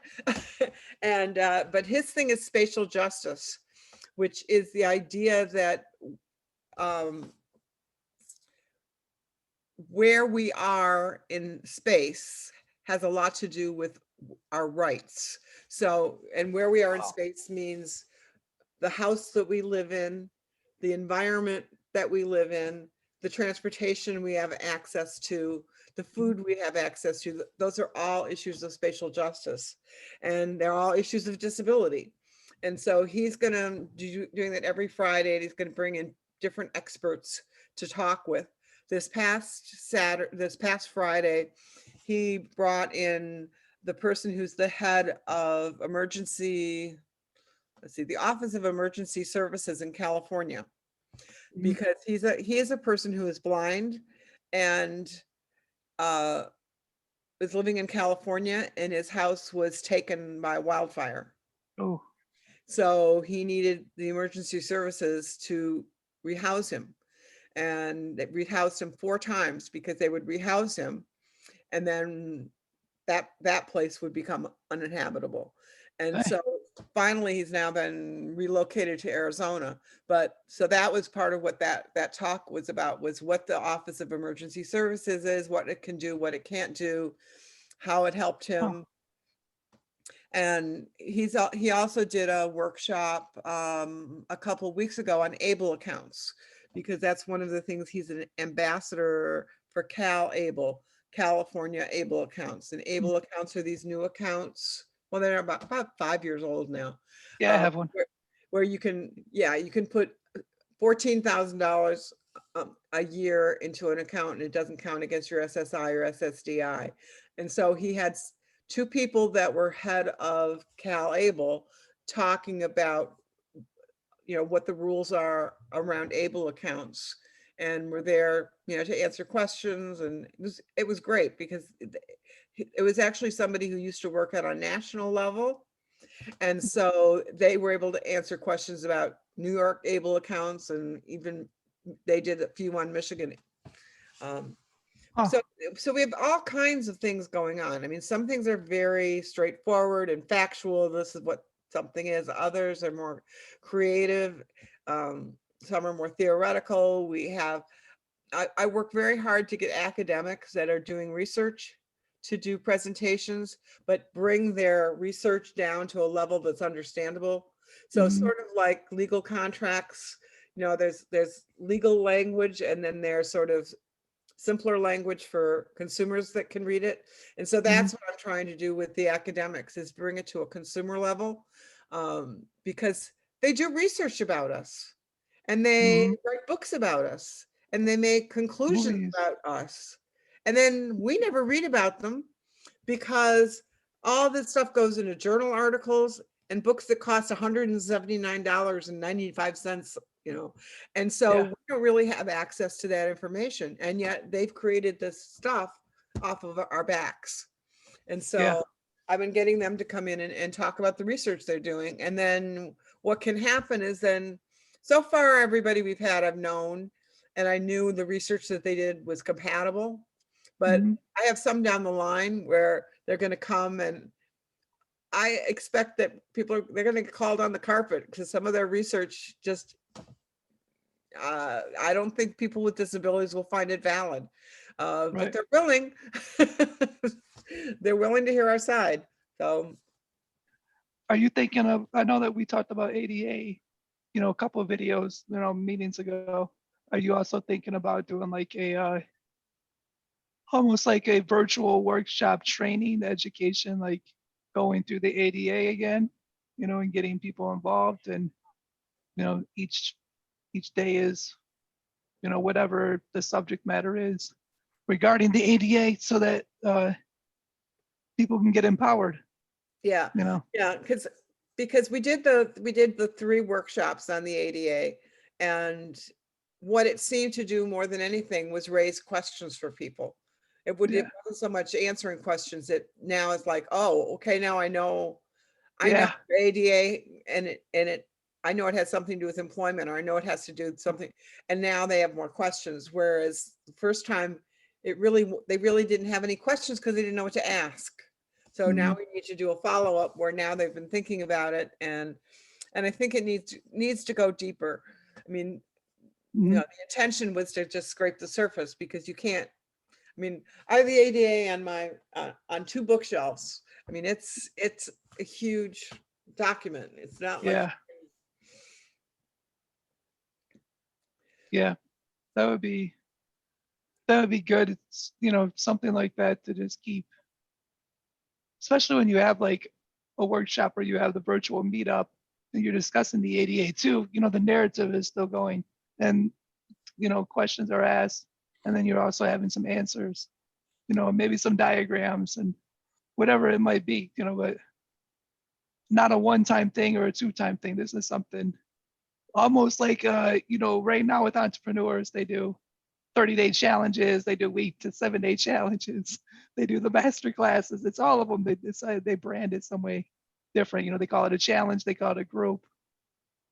But I could see something like that where it really takes you through, you know, each step of the ADA, the history, and then, you know, where it is and how it's evolving, and then how, you know, how many years, and but how you also can file for, you know, your rights have been violated.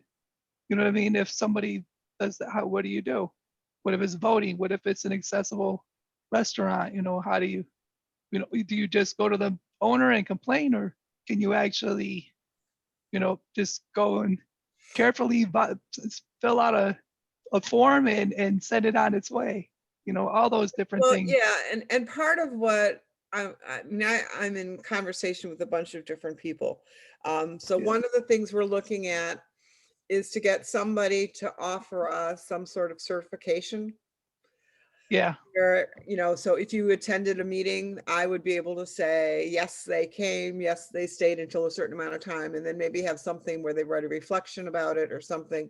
And then they would get credit. And so they could, if they were a university student or a high school student or whatever, they could take that wherever, and it would be something that would be recognized.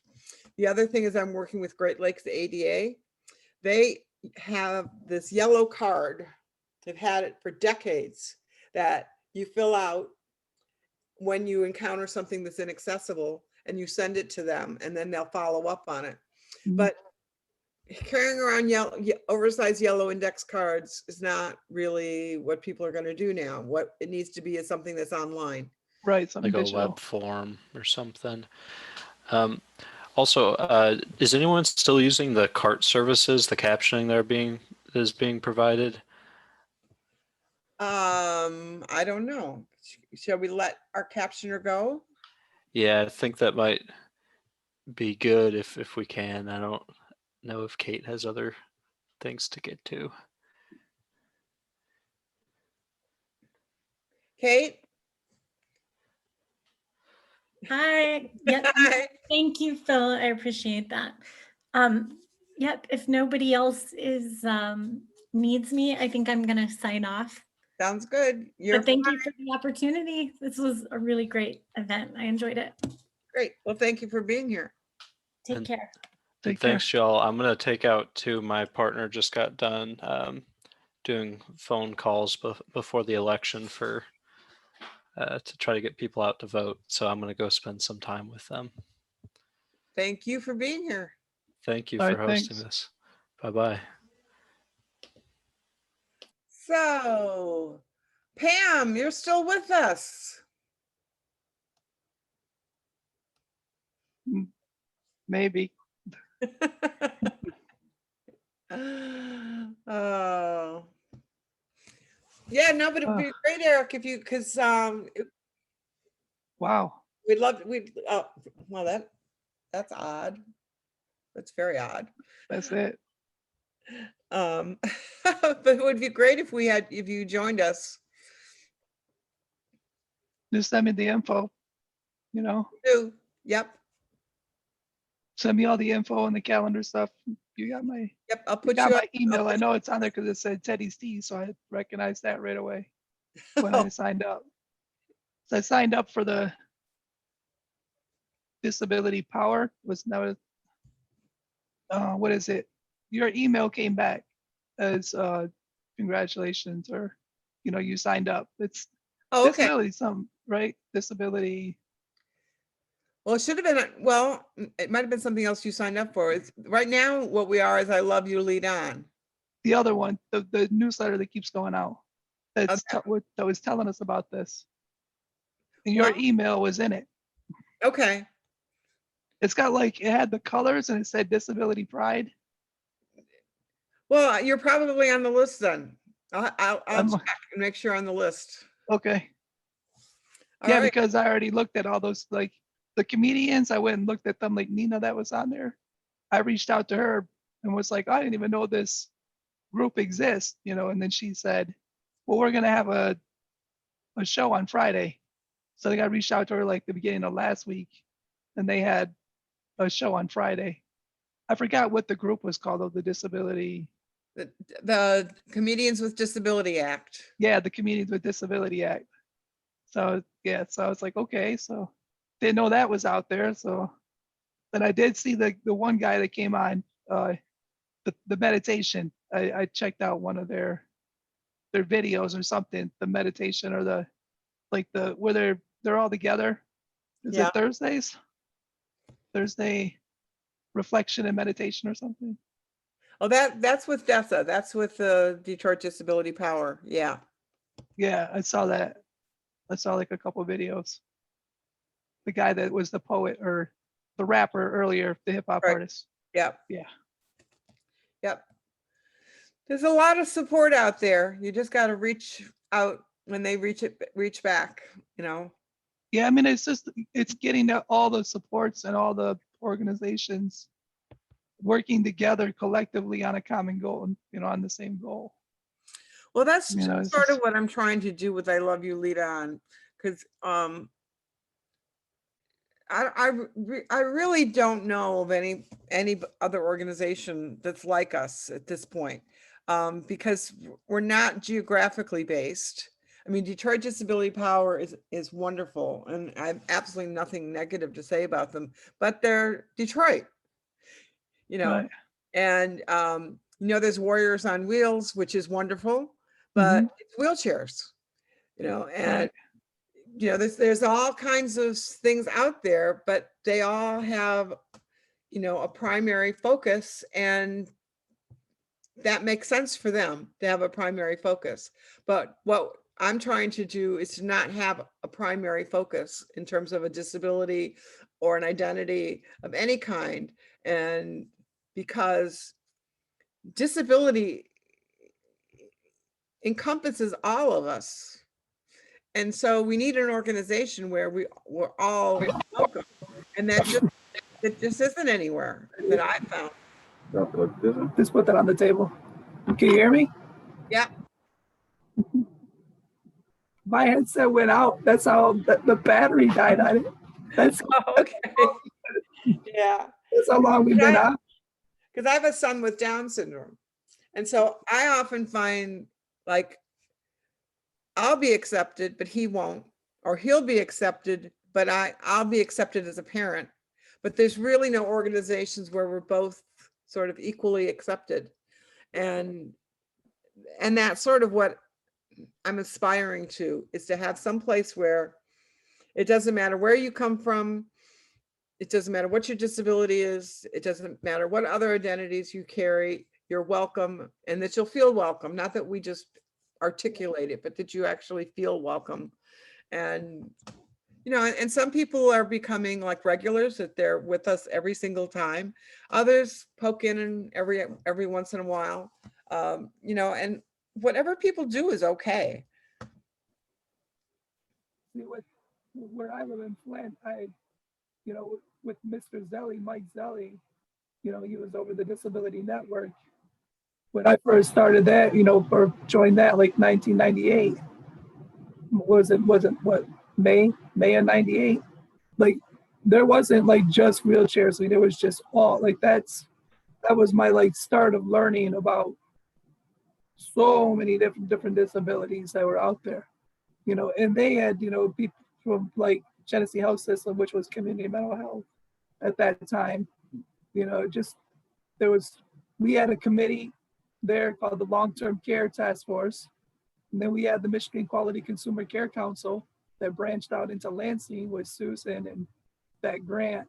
There was just so many, there was just a lot, and they didn't focus on just one, disability, even though Mr. Zelli had, used a wheelchair, but they embraced it all. But, Mr. Zelli retired, and that the networks, I don't see the network as like where it was before. There was like soldiers there when I went there, these people were with ADAPT, or they're with a lot of different organizations under one roof. And it was just like, man, these guys, they were hardcore, but they were ready, man. They were ready to go do ADA accessible, like they would go to like restaurants, they would go to the arenas, John Burke, and Gary, man, they were hitting up violations. Like they were making things accessible. Like they were not taking no, like it was, nope, this is a violation of such and such. You remember Joe? I haven't seen Joe in a while, but Joe. Yeah, I've been thinking I need to get in touch with him, because I have. Yeah, we used to be close, but he got really frustrated with me. Oh, he was very. I mean, he sent me like emails after emails that he sent because of something that wasn't accessible, or like the city council meetings and stuff weren't. Yeah. wasn't in the accessible for him to read and stuff like that, or but I hung out with him. That's how I learned though about, like, I was his CNI person. So Joe would put his hand on my shoulder, and then I would be puffing the wheelchair. And he's like, "You see that right there, Eric?" I'm like, "No, I don't see what you're talking about." He's like, "Right there, down there." Like where? And it's like, it's some object that's just about midway that I wouldn't notice, even though he's not able to see it. He already understands it. You go in an elevator, he's like, "Look up there, like 30 inches up." Then they're inside the elevator. You see that Braille? I'm like, "Yeah." So that's I mean, like, there's so many things that pointed out to me by just me being like, with him and I, going to a place, just like we went to a restaurant in Mount Morris. He was talking about, I know where everything is. He was like, because they don't change the furniture around. They don't change everything's the same. So when I come in, I know where the exits are, the bathrooms, the bar area or whatever, because they're not moving the tables all the time and stuff like that. He was like, some places you'll go in and they'll have everything set up this way, and then I'll go in again and I'll think that it's set up that way, and I'm hitting objects. He's like, he's a interesting guy, man. But yeah, the frustration of everything though, he definitely he can be really angry, and he doesn't, I don't know, he doesn't know how to. He got really angry with me. I mean, I know this is when it started. I did the 2015 ADA celebration, and he said the ADA is nothing to celebrate. He says it's not giving us what we need. It's not worth celebrating, and I tried to explain that. I thought that it's not about only celebrating it. It's celebrating it, what we've accomplished. And it's also letting people understand that we have more to go. But if you keep people in the dark about the ADA completely, then we're not going anywhere either. And I think it's false to say the ADA hasn't been it made tremendous change for us, because it has. Joe can go into places and there's not many places that have Braille menus, but now there are some places that have Braille menus. He has to ask for them usually, and maybe it's tucked away and they can't find it right away, but they exist, and the Braille is on all the, is on in the elevators, and there are places that there are Braille, and that Braille wouldn't be there if it wasn't for the ADA. So it really, that's where he and I I think that's sort of where we broke apart, was that he wanted to throw out the ADA as being something good, and I was unwilling to do that. My thing was with when I go and I speak to someone and they're like, "Well, my stuff is ADA compliant." I'm like, it's like, you're basically just saying, "I did this so that I wouldn't get in trouble." Like, no, why don't you just say, like, "I made this available, like I did what I needed to do," or "How can I be better?" or something. They always use the grandfather clause, or, "Well, I know I'm ADA compliant, so you should be good." No, if there's any issues, I have compliancy. Like, is there a certificate of compliancy in your window? Some kind of seal of approval, or just something. It's kind of just, I want them to make it accessible because it's the right thing to do, not because it's a law or something, like, just figure it out. But if you're not able to, then reach out transparent, say, "Look, I want to make this accessible. I'm not able to afford it. Do you know of any grants, or do you know how I can do it?" And make it out there, Well, and sometimes, some places inaccessible can be made accessible on a temporary basis for an individual person. I went to a restaurant that I called up in advance, and I asked if they were accessible, and they said, yes, we were. And it's like, okay. So I went and I ate and I drank, and then I had to go pee. I had to go pee. Like, I really had to go pee. But they said it was an accessible restaurant. So I figured, it's okay. So I went to the bathrooms that were closest to where I was sitting. 28-inch wide doors. Could not get my chair through the door. And I don't have enough mobility. I have enough mobility I can transfer, but I don't have enough mobility that I can like go 3 feet even. You know, it's strictly transfer out of the chair onto the toilet. That's how far I can go. So I said, well, this won't do. I said, you have other ones? He said, oh yeah, we've got the ones in the back. And I was like, okay, those must be the accessible ones. Hi, sweetie. 28-inch wide doors. You can talk to me. It's okay. It's over. And it's like, okay, now I really have to go. And I really don't want to get back in my chair and get in the car and go somewhere to go to the bathroom. And I said, so I'm going to end up peeing on your floor because I don't think I can make it. I don't think I can make it to the car. So, you know, just plan on well, we've got another bathroom in the back. I said, is it accessible? And I said, yeah. It's definitely accessible. It's the boss's bathroom. And I said, okay. And like, why didn't they offer me this in the first place? Well, the reason they didn't offer it to me in the first place, it was 3 steps to get up to it. But they could lift me up the 3 steps and then I could use the bathroom. It's not ideal. It's not what I want, but you know, if they would have been up front with me at the beginning, said, no, we don't have an accessible restroom. We've got one that's up 3 steps. Can you handle that? Then I would at least had the knowledge, okay, 3 steps, I can handle it, or 3 steps, I can't handle it. Or I could say, sure, if you want to lift me up 3 steps, you know, but to just lie it's just, I mean, those are the people that I think need to have complaints filed against them. Because they're not compliant. They know they're not compliant and they deliberately lie.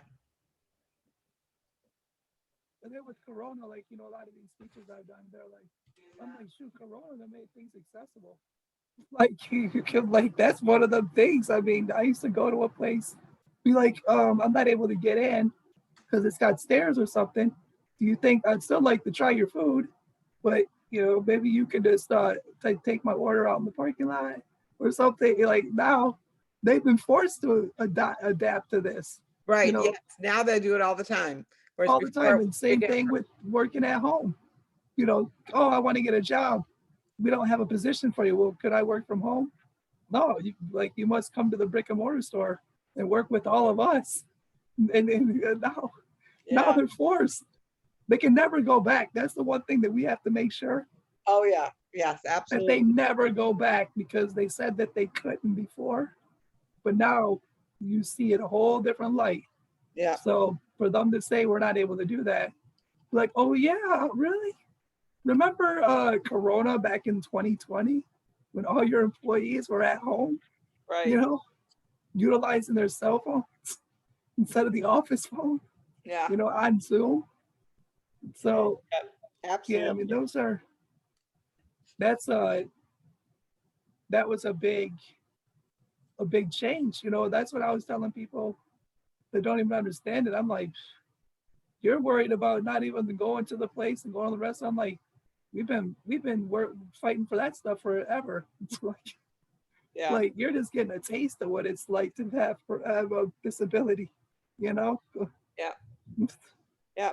Well, I need to go.